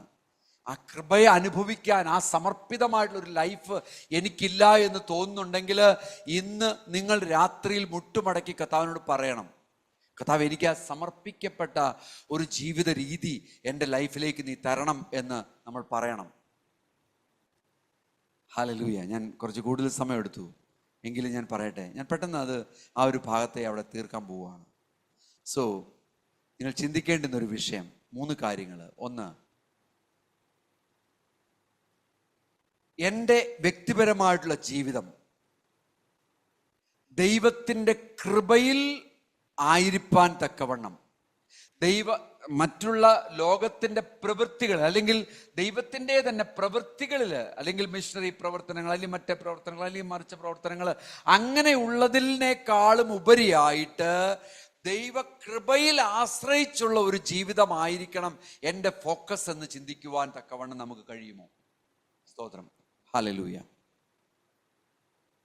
ഞാനിങ്ങനെ ചില ദിവസം ജിനോയ് ബ്രദറിനെ കുറിച്ച് ഇങ്ങനെ, അപ്പോൾ റെയ്സിനോട് ചോദിക്കും, ഇന്ന് ജിനോയ് ബ്രദറിനെ കണ്ടിട്ടില്ലല്ലോ എന്ന് ചോദിക്കുമ്പോൾ റെയ്സിനോട് പറയാറുണ്ട്, ജിനോയ് ബ്രദർ ഇന്ന് ഇവിടെ വരുന്നു, ഇന്ന് ദൈവത്തിൻ്റെ സന്നിധിയിൽ ഇരുന്ന് പ്രാർത്ഥിക്കാനായിട്ടൊരല്പം സമയമെടുക്കുക. That is good, well and good, I appreciate. ഇപ്പൊ ചില സൺഡേകളിൽ നമുക്ക് ഇങ്ങോട്ട് കടന്നു വരാനായിട്ട് പറ്റുന്നില്ല, അല്ലെങ്കിൽ ഇങ്ങോട്ട് കടന്നു വരണം എന്നുള്ളതല്ല ഇമ്പോർട്ടൻസ്. മറിച്ച് ദൈവസന്നിധിയിൽ ഇന്ന് ഒരു ദിവസം ഒന്ന് ഫുൾ ടൈം ഒന്ന് ഇരിക്കട്ടെ എന്ന് ചിന്തിച്ച് ദൈവ വചനവുമായിട്ട് കുത്തിയിരുന്ന് പ്രാർത്ഥിക്കാനോ പഠിക്കാനോ നിങ്ങൾ ശ്രമിക്കുന്നുണ്ടെങ്കിൽ സൺഡേയിൽ ഇവിടെ വന്ന് ഈ ചെയർ ചൂടാക്കണം നിർബന്ധമൊന്നുമില്ല. മനസ്സിലായി ഞാൻ പറഞ്ഞത്? ഇതാണ് ദൈവകൃപയുടെ സ്വാതന്ത്ര്യം എന്ന് പറയുന്നത്. പക്ഷെ നമ്മൾ ചെയ്യുന്നത് എന്താണ്? ചെയ്യുന്നത് പാർട്ടിക്ക് പോയതല്ല, കല്യാണത്തിന് പോയതല്ല, അല്ലെങ്കിൽ വേറെ എന്തെങ്കിലും കാര്യങ്ങൾ ചെയ്യാൻ പോയതല്ല. മറിച്ച് നമ്മൾ റെഗുലറായിട്ട് റിച്വലായിട്ട് ചെയ്തുകൊണ്ടിരിക്കുന്ന സൺഡേ ആരാധന. ബൈബിളിൽ പറയുന്നു, കൂട്ടായ്മകളൊന്നും ഉപേക്ഷിക്കരുത്, അത് പാപമാണെന്ന് പറയുന്നുണ്ട്, പഠിപ്പിക്കുന്നുണ്ട്. പക്ഷേ അതിന്റെ വ്യത്യസ്തമായ മാനദണ്ഡത്തിൽ നമ്മൾ അതിനെ കാണണം. അപ്പൊ ഞാൻ ഇന്ന് ചിന്തിക്കുകയാണ്, യെസ്, ഇന്ന് I have to sit with God. അത് സമർപ്പിതമായിട്ടുള്ള ഒരു ജീവിതത്തിൽ നിന്ന് ഞാൻ എടുക്കുന്ന ഒരു തീരുമാനമാണ്. ആ തീരുമാനത്തിന് സ്വാതന്ത്ര്യമുണ്ട്. അതാണ് ദൈവകൃപ എന്ന് പറയുന്നത്. ദൈവകൃപയിലുള്ള സ്വാതന്ത്ര്യം എന്ന് പറയുന്നത് അതാണ്. സ്തോത്രം. എന്നാലും പാസ്റ്റർ എന്തായാലും അത് പറഞ്ഞല്ലേ, എന്നാ പിന്നെ ഇനി അടുത്ത സൺഡേ മുതൽ ഞങ്ങളെല്ലാവരും വീട്ടിൽ, ദാറ്റ് ഈസ് റോങ്. അതല്ല ഞാൻ പറഞ്ഞു വരുന്നത്. നിങ്ങളുടെ മനസ്സിൽ വ്യക്തമായ ഒരു ധാരണയിലൂടെ നിങ്ങൾ കടന്നുപോയി, നിങ്ങൾക്ക് തോന്നുവാണ് കഴിഞ്ഞ ഒരാഴ്ചയിൽ കുറച്ച് സ്ട്രഗിളിലൂടെ ഞാൻ കടന്നുപോയി, ദൈവത്തിൻ്റെ വചനത്തിലും ദൈവത്തിൻ്റെ ആ പ്രസൻസിലും എനിക്ക് അനുഭവിക്കാൻ കഴിഞ്ഞില്ല, അതുകൊണ്ട് ഞാൻ ഈ സൺഡേ ഒന്ന് ദൈവസന്നിധിയിൽ ഒന്ന് ഇരിക്കാൻ പോവുകയാണെന്ന് നിങ്ങൾ ചിന്തിച്ചാൽ that is good, well and good. അത് സ്വാതന്ത്ര്യമാണ്. ദൈവകൃപയിൽ നിങ്ങൾ അനുഭവിക്കുന്ന ഒരു സ്വാതന്ത്ര്യമാണത്. അതാണ് ഞാൻ പറഞ്ഞു വരുന്നത്. ഇപ്പൊ ഏകദേശം നിങ്ങൾക്ക് മനസ്സിലായി ഞാൻ വിചാരിക്കുന്നു. മനസ്സിലായല്ലോ അല്ലേ? അപ്പൊ ദൈവകൃപയുടെ ആ സ്വാതന്ത്ര്യം അനുഭവിക്കുവാൻ എനിക്കും നിങ്ങൾക്കും കഴിയണം. അതിനുവേണ്ടി നമ്മൾ എന്ത് ചെയ്യണം? മെഡിറ്റേറ്റ് ചെയ്യണം. പ്രവർത്തനമല്ല. ഇങ്ങനെ സുവിശേഷ പ്രവർത്തനങ്ങളുമായിട്ട് നടക്കുന്ന അനേകരെ കണ്ടിട്ടുണ്ട്. അങ്ങനെ പ്രവർത്തിച്ചുകൊണ്ട് നടന്ന കാര്യമില്ല. ഒരു ദിവസം ഒരു റിട്രീറ്റ് വേണം, അല്ലെങ്കിൽ 2 ദിവസം റിട്രീറ്റ് വേണം, ഒരു 3 ദിവസം നമ്മൾ ഉപവാസം എടുത്തോ, അല്ലെങ്കിൽ ധ്യാനത്തിൽ നമ്മൾ എവിടെയെങ്കിലും പോയി നമ്മൾ ഇരിക്കണം, നമ്മൾ പ്രാർത്ഥിക്കണം, നമ്മൾ കുറച്ച് സമയം ദൈവസന്നിധിയിൽ നിന്ന് പ്രാപിക്കണം. ഇതെല്ലാം വളരെ ഇമ്പോർട്ടൻ്റാണ്. പൗലോസ് ഗലാത്യർക്കെഴുതിയ ലേഖനത്തിൽ പറഞ്ഞല്ലോ, പത്രോസ് ഉണ്ട്, മറ്റവരുണ്ട്, മറിച്ചവരുണ്ട്, ഇതൊക്കെ ഉണ്ട്. പക്ഷേ എനിക്ക് ലഭിച്ച ഈ റെവലേഷൻ, ഈ വ്യക്തമായ ദൈവത്തിന്റെ കർത്താവിന്റെ റെവലേഷൻ, അത് പൂർണ്ണമായ അർത്ഥത്തിൽ എൻ്റെ ഉള്ളിലേക്ക് ഞാൻ ഏറ്റെടുക്കുവാൻ വേണ്ടിയിട്ട് ഞാൻ എന്തായി? മരുഭൂമിയിലേക്ക് പോയി എന്നാ പറയുന്നത് അല്ലേ? മരുഭൂ പ്രദേശത്തേക്ക് അല്ലേ, അറേബ്യയിലേക്ക് പോയി എന്നാ പറയുന്നത്. അവിടെ എഴുതി വെച്ചിട്ടുണ്ട് വളരെ വ്യക്തമായിട്ട്. അദ്ദേഹം എന്നിട്ട് പറയുന്നുണ്ട്, എനിക്ക് ലഭിച്ചതായിട്ടുള്ള ഈ വെളിപാടുകൾ ഓരോന്നും ദൈവത്തിൽ നിന്ന് ഞാൻ പ്രാപിച്ചതല്ലയോ? ശ്രദ്ധിച്ചോ? അപ്പൊ നമ്മൾക്ക് ലഭിക്കുന്ന പല പ്രകാശനങ്ങളും ദൈവത്തിൽ നിന്ന് തന്നെ പ്രാപിക്കുവാൻ ഞാനും നിങ്ങളും തയ്യാറാണെങ്കിൽ തീർച്ചയായിട്ടും നമ്മുടെ എല്ലാം ആത്മീകമായ വ്യക്തിത്വത്തിന്റെ ആ ശക്തി എത്രമാത്രം വലുതായിരിക്കുന്നു ആലോചിച്ച് നോക്കി. അപ്പൊ ദൈവകൃപയിൽ വളരുവാൻ. രണ്ടാമതായിട്ട്, confess any ways in which you have been pursuing relationship with God through works. നിങ്ങൾ എവിടെയെങ്കിലും നിങ്ങൾ ചിന്തിക്കുന്നുണ്ടോ എന്ന് ചിന്തിക്കുക കേട്ടോ. ഇത് ഞാൻ പെട്ടെന്ന് പറഞ്ഞു പോവുക. ഞാൻ ചെയ്യുന്ന പ്രവൃത്തി മൂലമാണ് എന്നെ ദൈവം സ്നേഹിക്കുന്നത്, ഞാൻ ഇങ്ങനെ ദൈവപുത്രനായിട്ട് ഇരിക്കുന്നത് എന്ന് നിങ്ങൾ എപ്പോഴെങ്കിലും ചിന്തിച്ചിട്ടുണ്ടെങ്കിൽ confess it. That is important. അത് ഏറ്റുപറയണം, അത് ഉപേക്ഷിക്കണം. നിങ്ങളുടെ ഒരു പ്രവൃത്തിയുമല്ല ദൈവം നിങ്ങളെ സ്നേഹിച്ചത്. ദൈവത്തിൻ്റെ സ്നേഹം ഒന്നുകൊണ്ട് മാത്രമാണ്. ഒരു പ്രവൃത്തിയും ഇല്ല. ശിഹാന്റെ പുസ്തകത്തിൽ നമ്മൾ വായിക്കുന്നുണ്ട്, നിങ്ങളുടെ എല്ലാ പ്രവൃത്തികളും കറ പുരണ്ട തുണി പോലെ എത്രയെന്നാ പറയുന്നത്. അപ്പം രണ്ടാമതായിട്ട് നിങ്ങൾ മെഡിറ്റേറ്റ് ചെയ്യേണ്ടത്, കർത്താവേ ഞാൻ അത് ചെയ്യുന്നുണ്ട്, ഞാൻ ടൈത്ത് കൊടുക്കുന്നുണ്ട്, ഞാൻ അത് കൊടുക്കുന്നുണ്ട്, ഞാൻ ഇങ്ങനെ ചെയ്യുന്നുണ്ട്, എല്ലാ സൺഡേ മുടങ്ങാതെ ഞാൻ ആരാധനയ്ക്ക് വരുന്നുണ്ട്. ഇതൊന്നും ദൈവത്തിൻ്റെ സ്നേഹം പിടിച്ചു പറ്റാനായിട്ടാണ് നിങ്ങൾ ചെയ്യുന്നതെന്നുണ്ടെങ്കിൽ ദാറ്റ് വിൽ നോട്ട് വർക്ക്. ഒന്നും വർക്ക് ചെയ്യില്ല. അതല്ല, ദൈവസ്നേഹത്തിൽ നിന്ന് നിങ്ങൾ ചെയ്യുന്ന, നിങ്ങൾ അറിയാതെ നിങ്ങളുടെ കമ്മിറ്റ്മെന്റിൽ നിന്ന്, നിങ്ങളുടെ സമർപ്പണത്തിൽ നിന്ന് നിങ്ങൾ അറിയാതെ ചെയ്തു പോകുന്ന ഒരു കാര്യമാണെന്നുണ്ടെങ്കിൽ നിങ്ങൾക്കിതൊന്നും ഒരു വിഷയമല്ലല്ലോ. അവിടെ ദൈവത്തിൻ്റെ സ്നേഹവും ദൈവത്തിൻ്റെ കൃപയും ധാരാളമായിട്ട് നിങ്ങളുടെ മേൽ വ്യാപരിക്കും എന്നുള്ളത് മനസ്സിലാക്കുക. മൂന്നാമത്തെ കാര്യം,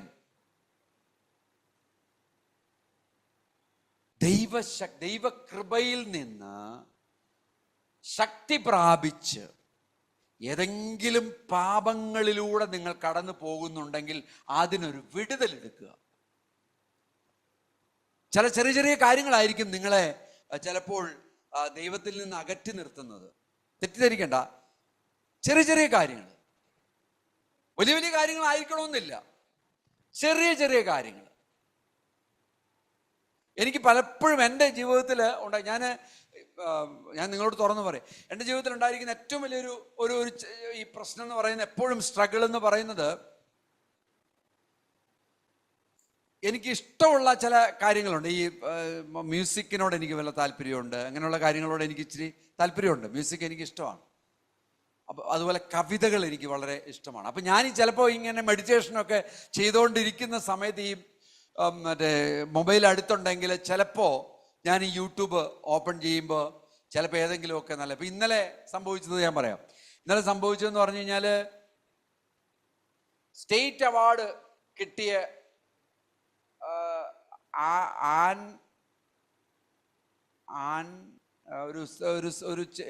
ഒരു സഹോദരിക്കാണ് കിട്ടിയത്. സ്റ്റേറ്റ് അവാർഡ് ഏറ്റവും നല്ല സിംഗറായിട്ട് കിട്ടിയത് ആൻ മേരിയോ സംതിങ് കിട്ടിയത്. അപ്പം ഞാനിത് ഈ പേര് കേട്ടിട്ടില്ല. അപ്പം എനിക്കൊരു ജിജ്ഞാസ, ഞാൻ മെഡിറ്റേറ്റ് ചെയ്തുകൊണ്ടിരിക്കുക, പെട്ടെന്ന് അതാണ് ഞാൻ പറഞ്ഞത്. അപ്പം മെഡിറ്റേറ്റ് ചെയ്തുകൊണ്ടിരിക്കുക. അപ്പം ആ സമയത്താണ് പെട്ടെന്ന് എൻ്റെ മനസ്സിലൂടെ ഇങ്ങനെ ന്യൂസ് പേപ്പർ കണ്ടപ്പോഴത്തേക്കും അതിങ്ങനെ കണ്ടു. അപ്പം ഈ സ്ത്രീയെ ഞാൻ കണ്ടിട്ടില്ലല്ലോ, ഇത് പാട്ടേതാ, അപ്പോൾ പാട്ട് നല്ലതായിരിക്കണമല്ലോ. സൂപ്പർ ഒരു പാട്ട്, എനിക്ക് ഭയങ്കരമായിട്ട് ഇഷ്ടപ്പെട്ടു. ഞാനിത് 2 പ്രാവശ്യം കേട്ടു. മെഡിറ്റേറ്റ് ചെയ്തുകൊണ്ടിരിക്കുകയാണോ, മനസ്സിലായോ? അപ്പൊ എനിക്ക് ദൈവം ഓരോന്ന് കാണിച്ചു തരുന്ന. ഇവിടെ നമ്മളൊന്ന് ആലോചിച്ച് നോക്കി. ഇപ്പൊ ഇവിടെ നമ്മൾക്ക് സംഭവിക്കുന്ന ഒരു കാര്യം എന്ന് പറഞ്ഞു കഴിഞ്ഞാൽ, ഇതിനകത്ത് വലിയ ഭയങ്കരമായിട്ടുള്ള തെറ്റുകളൊന്നുമില്ല. ആ പാട്ട് നല്ലൊരു പാട്ടാണ്, നിങ്ങൾ വേണമെങ്കിൽ കേട്ടു നോക്കോളൂ. നല്ലൊരു പാട്ടാണ്. തിങ്കൾ സംതിങ് തുടങ്ങുന്ന പാട്ടാണ്. നല്ലവണ്ണം പാടിയിട്ടുണ്ട്. ഒരു ക്രിസ്ത്യൻ പെൺകുട്ടിയുടെ ആയതുകൊണ്ടാണ് ഞാനത് പെട്ടെന്ന് ഒന്ന് ശ്രമിച്ചത്. അത് ആരാണ് ഞാൻ ചിത്രയെ കേട്ടിട്ടുണ്ട്, മറ്റവരെ കുറിച്ച് കേട്ടിട്ടുണ്ട്, അവരെയൊക്കെ കുറിച്ച്. ഈ കുട്ടിയെക്കുറിച്ച് ഞാൻ കേട്ടിട്ട് പോലുമില്ല. അപ്പം അതുകൊണ്ടാണ് ഇട്ടത്. അപ്പം ഞാൻ ചിന്തിച്ചത്, പെട്ടെന്ന് എൻ്റെ മനസ്സിലൂടെ കടന്നുപോയൊരു കാര്യം, ഈ മൂന്നാമത്തെ കാര്യമാണ്. ഞാൻ ഈ മൂന്നാമത്തെ കാര്യം ചിന്തിച്ചു. സംടൈംസ് ദൈവവചനത്തിൽ നിന്ന് ഡിസ്ട്രാക്ട് ചെയ്യുന്ന ഒരു കാര്യം എൻ്റെ ജീവിതത്തിലേക്ക് കടന്നു വരുമ്പോൾ, that itself is a sin. ഒരു പാപമാണെന്ന് ചിന്തിക്കുവാൻ, അതൊരു ഭയങ്കരമായിട്ടുള്ളൊരു സ്ട്രഗിൾ ഉണ്ടാക്കുന്നതോ അങ്ങനെയൊന്നും അല്ലെങ്കിൽ തന്നെയും ഒരു ഡിസ്ട്രാക്ഷൻ തരുന്ന ഒരു കാര്യം എൻ്റെ ജീവിതത്തിൽ സാധ്യതകളുണ്ട്. അപ്പൊ എന്താണ് സാധ്യതയുടെ കാര്യം? മൊബൈൽ അടുത്തിരിക്കുന്നു, ന്യൂസ് പേപ്പർ അടുത്തിരിക്കുന്നു, ബൈബിള് ഉണ്ടെങ്കിൽ തന്നെയും ഇത് രണ്ടും അടുത്തിരിക്കുന്നത് കൊണ്ട് പെട്ടെന്നുള്ള ഒരു ഡിസ്ട്രാക്ഷനിലേക്ക് നമ്മൾ പോകുന്നു. അപ്പൊ ഞാനിത് തിരിച്ചറിഞ്ഞു കഴിയുമ്പോൾ പെട്ടെന്ന് നമുക്കുണ്ടാകുന്ന ഒരു മാറ്റത്തെ കുറിച്ചാണ് ഞാൻ ഈ പറയുന്നത്. അപ്പൊ നമ്മുടെ ലൈഫില്, എല്ലാവരുടെയും ലൈഫിൽ ഇങ്ങനെയുള്ള കാര്യങ്ങളുണ്ട് എന്നുള്ളത് എനിക്ക് വളരെ ഉത്തമമായിട്ടുള്ള ബോധ്യമുണ്ട്. അപ്പൊ നമ്മൾ ഈ ദൈവകൃപ പ്രാപിക്കുവാൻ തക്കവണ്ണം ഇങ്ങനെയുള്ള ചെറിയ ചെറിയ കാര്യങ്ങൾ നിങ്ങളുടെ ലൈഫിനെ ബാധിക്കുന്നുണ്ടെങ്കിൽ ദൈവത്തോടത് ഏറ്റു പറയാനും ദൈവത്തിൽ നിന്ന് ശക്തി പ്രാപിച്ച് അതിനെ മാറ്റിക്കളയാനും നമുക്ക് കഴിയണം. ദൈവകൃപ കൊണ്ട് മാത്രമേ കഴിയുള്ളൂ. ശ്രദ്ധിച്ചോണം, ബലഹീനതയിൽ തികഞ്ഞു വരുന്ന ദൈവശക്തി. എനിക്കൊരു ബലഹീനതയാണ് ഈ മ്യൂസിക് എന്ന് പറയുന്നത്, അല്ലെങ്കിൽ ഒരു പാട്ടെന്ന് പറയുന്നത്. അതുപോലെ മറ്റൊരു ബലഹീനതയാണ് എനിക്ക് മുമ്പ് പറഞ്ഞിട്ടുള്ളതാ, ജാക്കി ചാൻ.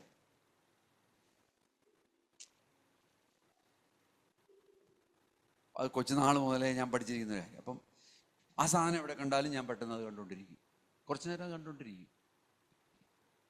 നമ്മൾ വളരെ ഓപ്പൺ ആയിരിക്കണം അല്ലേ? നമ്മൾ ഈ പറഞ്ഞ പോലെ വിശുദ്ധിയെക്കുറിച്ചും ഒക്കെ പറയുമ്പോൾ നമ്മൾ വളരെ ഓപ്പൺ ആയിരിക്കണം, നമ്മൾ വളരെ ഇതായിരിക്കണം. ഞാൻ സാധാരണക്കാരനൊരു മനുഷ്യനാണ്.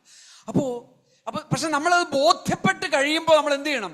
നമ്മൾ ഇത്തരം കാര്യങ്ങളിൽ നമ്മൾക്ക് ദൈവത്തിൻ്റെ ശക്തിയാൽ അല്ലാതെ ഇതിനകത്ത് നിന്നൊരു മാറ്റം വരത്തില്ല. ഇപ്പൊ എനിക്കിത് മാറ്റാൻ പറ്റും, കാരണം ഇത് എൻ്റെ ഉള്ളിൽ കൊച്ചുനാൾ മുതലേ ആ ഒരു അഫെക്ഷൻ വന്നിരിക്കുന്ന ഒരു കാര്യമാണ്. മറ്റ് പല കാര്യങ്ങളിൽ നിന്നും എനിക്ക് ദൈവത്തിൻ്റെ കൃപയാൽ എനിക്ക് അതിനെയെല്ലാം ഓവർകം ചെയ്യാൻ കഴിഞ്ഞിട്ടുണ്ടെങ്കിലും ചെറിയ ചെറിയ കാര്യങ്ങൾ നമ്മുടെ ലൈഫിനെ ബാധിക്കുന്നതുണ്ടെങ്കിൽ നമ്മളത് തിരിച്ചറിയണം. തിരിച്ചറിഞ്ഞ് ദൈവകൃപയിലൂടെ നമുക്കതിനെ നേടിയെടുക്കാൻ കഴിയണം. സ്വാതന്ത്ര്യത്തിലേക്കാണ് ദൈവം നമ്മളെ വിളിച്ചിരിക്കുന്നത്. ആ സ്വാതന്ത്ര്യം അനുഭവിക്കണം. നമ്മൾ കർത്താവിൽ ആ സ്വാതന്ത്ര്യം അനുഭവിക്കണം. Praise God. ഞാനിവിടെ നിർത്തട്ടെ. 2 കാര്യങ്ങളാണ് ഇന്ന് ദൈവകൃപയെക്കുറിച്ച് നമ്മൾ പഠിച്ചത്. ആ 2 കാര്യങ്ങളും നിങ്ങളുടെ മനസ്സിലിരിക്കട്ടെ. 2 വാക്യങ്ങളും നിങ്ങളുടെ മനസ്സിൽ ശക്തമായിട്ടിരിക്കട്ടെ. Key versus. 1, എൻ്റെ കൃപ നിനക്ക് മതി, എൻ്റെ ശക്തി ബലഹീനതയിൽ തികഞ്ഞു വരുന്നു. നമ്മൾ അവിടുന്ന് ചില ഫാക്റ്റുകൾ നമ്മൾ പഠിച്ചു. 2ാമത്തെ കാര്യം നമ്മൾ കണ്ടത് ന്യായപ്രമാണങ്ങൾ. ഹല്ലേലൂയ. നമ്മുടെ ജീവിതത്തിൽ തന്നെ നമ്മൾ എടുത്തു വച്ചിരിക്കുന്ന ചില മാമൂലുകൾ നമ്മളെ അത് ബുദ്ധിമുട്ടിലാക്കുന്നുണ്ടെങ്കിൽ അതിൽ നിന്നെല്ലാം ഒരു വിടുതലിലൂടെ നമ്മൾ കടന്നു പോകണം എന്നുണ്ടെങ്കിൽ നമ്മൾ വളരെ ഓപ്പൺനെസ്സോടുകൂടി കർത്താവിൻ്റെ സന്നിധിയിലേക്ക് അടുത്ത് ചെന്ന്, കർത്താവേ, നിൻ്റെ ശക്തി ഈ ഒരു മേഖലയിൽ എന്നിൽ വ്യാപരിക്കണം, എനിക്ക് ആ കൃപ മതി എന്ന് പറയുവാൻ തക്കവണ്ണം നമുക്ക് കഴിയണം. ദൈവകൃപ, സ്തോത്രം, ഇത് വളരെ വ്യത്യസ്തമായ രീതിയിൽ നമ്മൾ മനസ്സിലാക്കണം. സ്തോത്രം. ആ കർത്താവിൻ്റെ കൃപ ഇന്ന് പകൽക്കാലം നമുക്കുള്ളതിനായിട്ട് നമുക്ക് സ്തോത്രം ചെയ്യാം. ഒരു നിമിഷം നമുക്ക് എഴുന്നേറ്റ് നിൽക്കാം. ആ ദൈവകൃപയിൽ നമുക്ക് ആയിരിക്കാം. ഒരു നിമിഷം നമുക്ക് നമ്മളെ തന്നെ പൂർണ്ണമായിട്ട് സമർപ്പിക്കാം. സ്തോത്രം. Hallelujah. Thank you, Jesus. We love you, Father. We love you. Thank you, Father. Bless you, Father. Bless you, Jesus.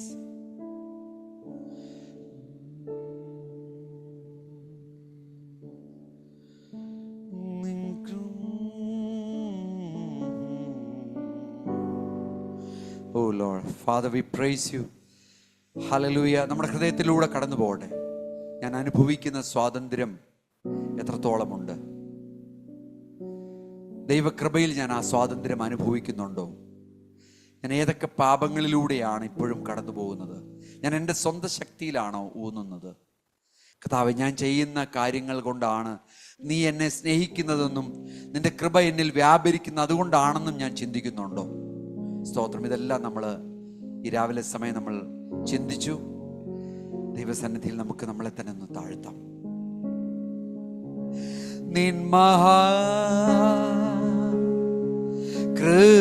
കൃപയ്ക്കായി അങ്ങേ ഞാൻ സ്തുതിച്ചിടുമെന്നും മഹാ കൃപയ്ക്കായി അങ്ങേ ഞാൻ സ്തുതിച്ചിടുമെന്നും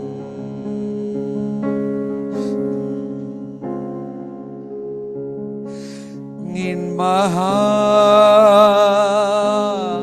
കൃപയ്ക്കായി ഞാൻ സ്തുതിച്ചിടുമെന്നും. Bless you, Jesus. Bless you, Father. നിൻ മഹാ കൃപയ്ക്കായി Thank you, Lord. Glory God. അങ്ങേ ഞാൻ സ്തുതിച്ചിടുമെന്നും. Thank you Lord Father. കർത്താവ്, ഇന്ന് എഴുന്നേറ്റ് നിൽക്കുന്ന എല്ലാവരെയും തിരുക്കരങ്ങളിലേക്ക് ഞങ്ങൾ സമർപ്പിച്ച് പ്രാർത്ഥിക്കുന്നു. ദൈവകൃപ കൊണ്ട്, ദൈവകൃപയിൽ നിന്ന് അനുഭവിക്കുന്ന സ്വാതന്ത്ര്യം കർത്താവെ അവരുടെ ജീവിതത്തെ നിയന്ത്രിക്കട്ടെ. കർത്താവെ, സമർപ്പിക്കപ്പെട്ട ഒരു ജീവിതത്തിൻ്റെ ഉടമകളായിട്ട് തീരുവാൻ, ഏതെങ്കിലും പാപങ്ങളിലൂടെ, ഏതെങ്കിലും സ്തോത്രം കർത്താവേ, അങ്ങയിൽ നിന്ന് അകറ്റി നിർത്തുന്ന പാപങ്ങൾ എൻ്റെ ജീവിതത്തെ ബാധിക്കുന്നുണ്ടെങ്കിൽ ഇന്ന് പകൽക്കാലം അത് ബലഹീനതയാണെന്ന് തിരിച്ചറിഞ്ഞ് ആ ബലഹീനതയിൽ തികഞ്ഞു വരുന്ന ദൈവശക്തിക്കായിട്ട് അടിയൻ ആഗ്രഹിച്ചുകൊണ്ട് മുന്നേറുവാൻ നീ സഹായിച്ചാട്ടെ പിതാവേ. Thank you Lord Jesus. എല്ലാവരെയും അനുഗ്രഹിച്ചാട്ടെ. യേശു കർത്താവിൻ്റെ നാമത്തിൽ ചോദിക്കുന്നു പിതാവേ, സ്തോത്രം. Thank you. എല്ലാവർക്കും ഇരിക്കാം. ദൈവസന്നിധിയിൽ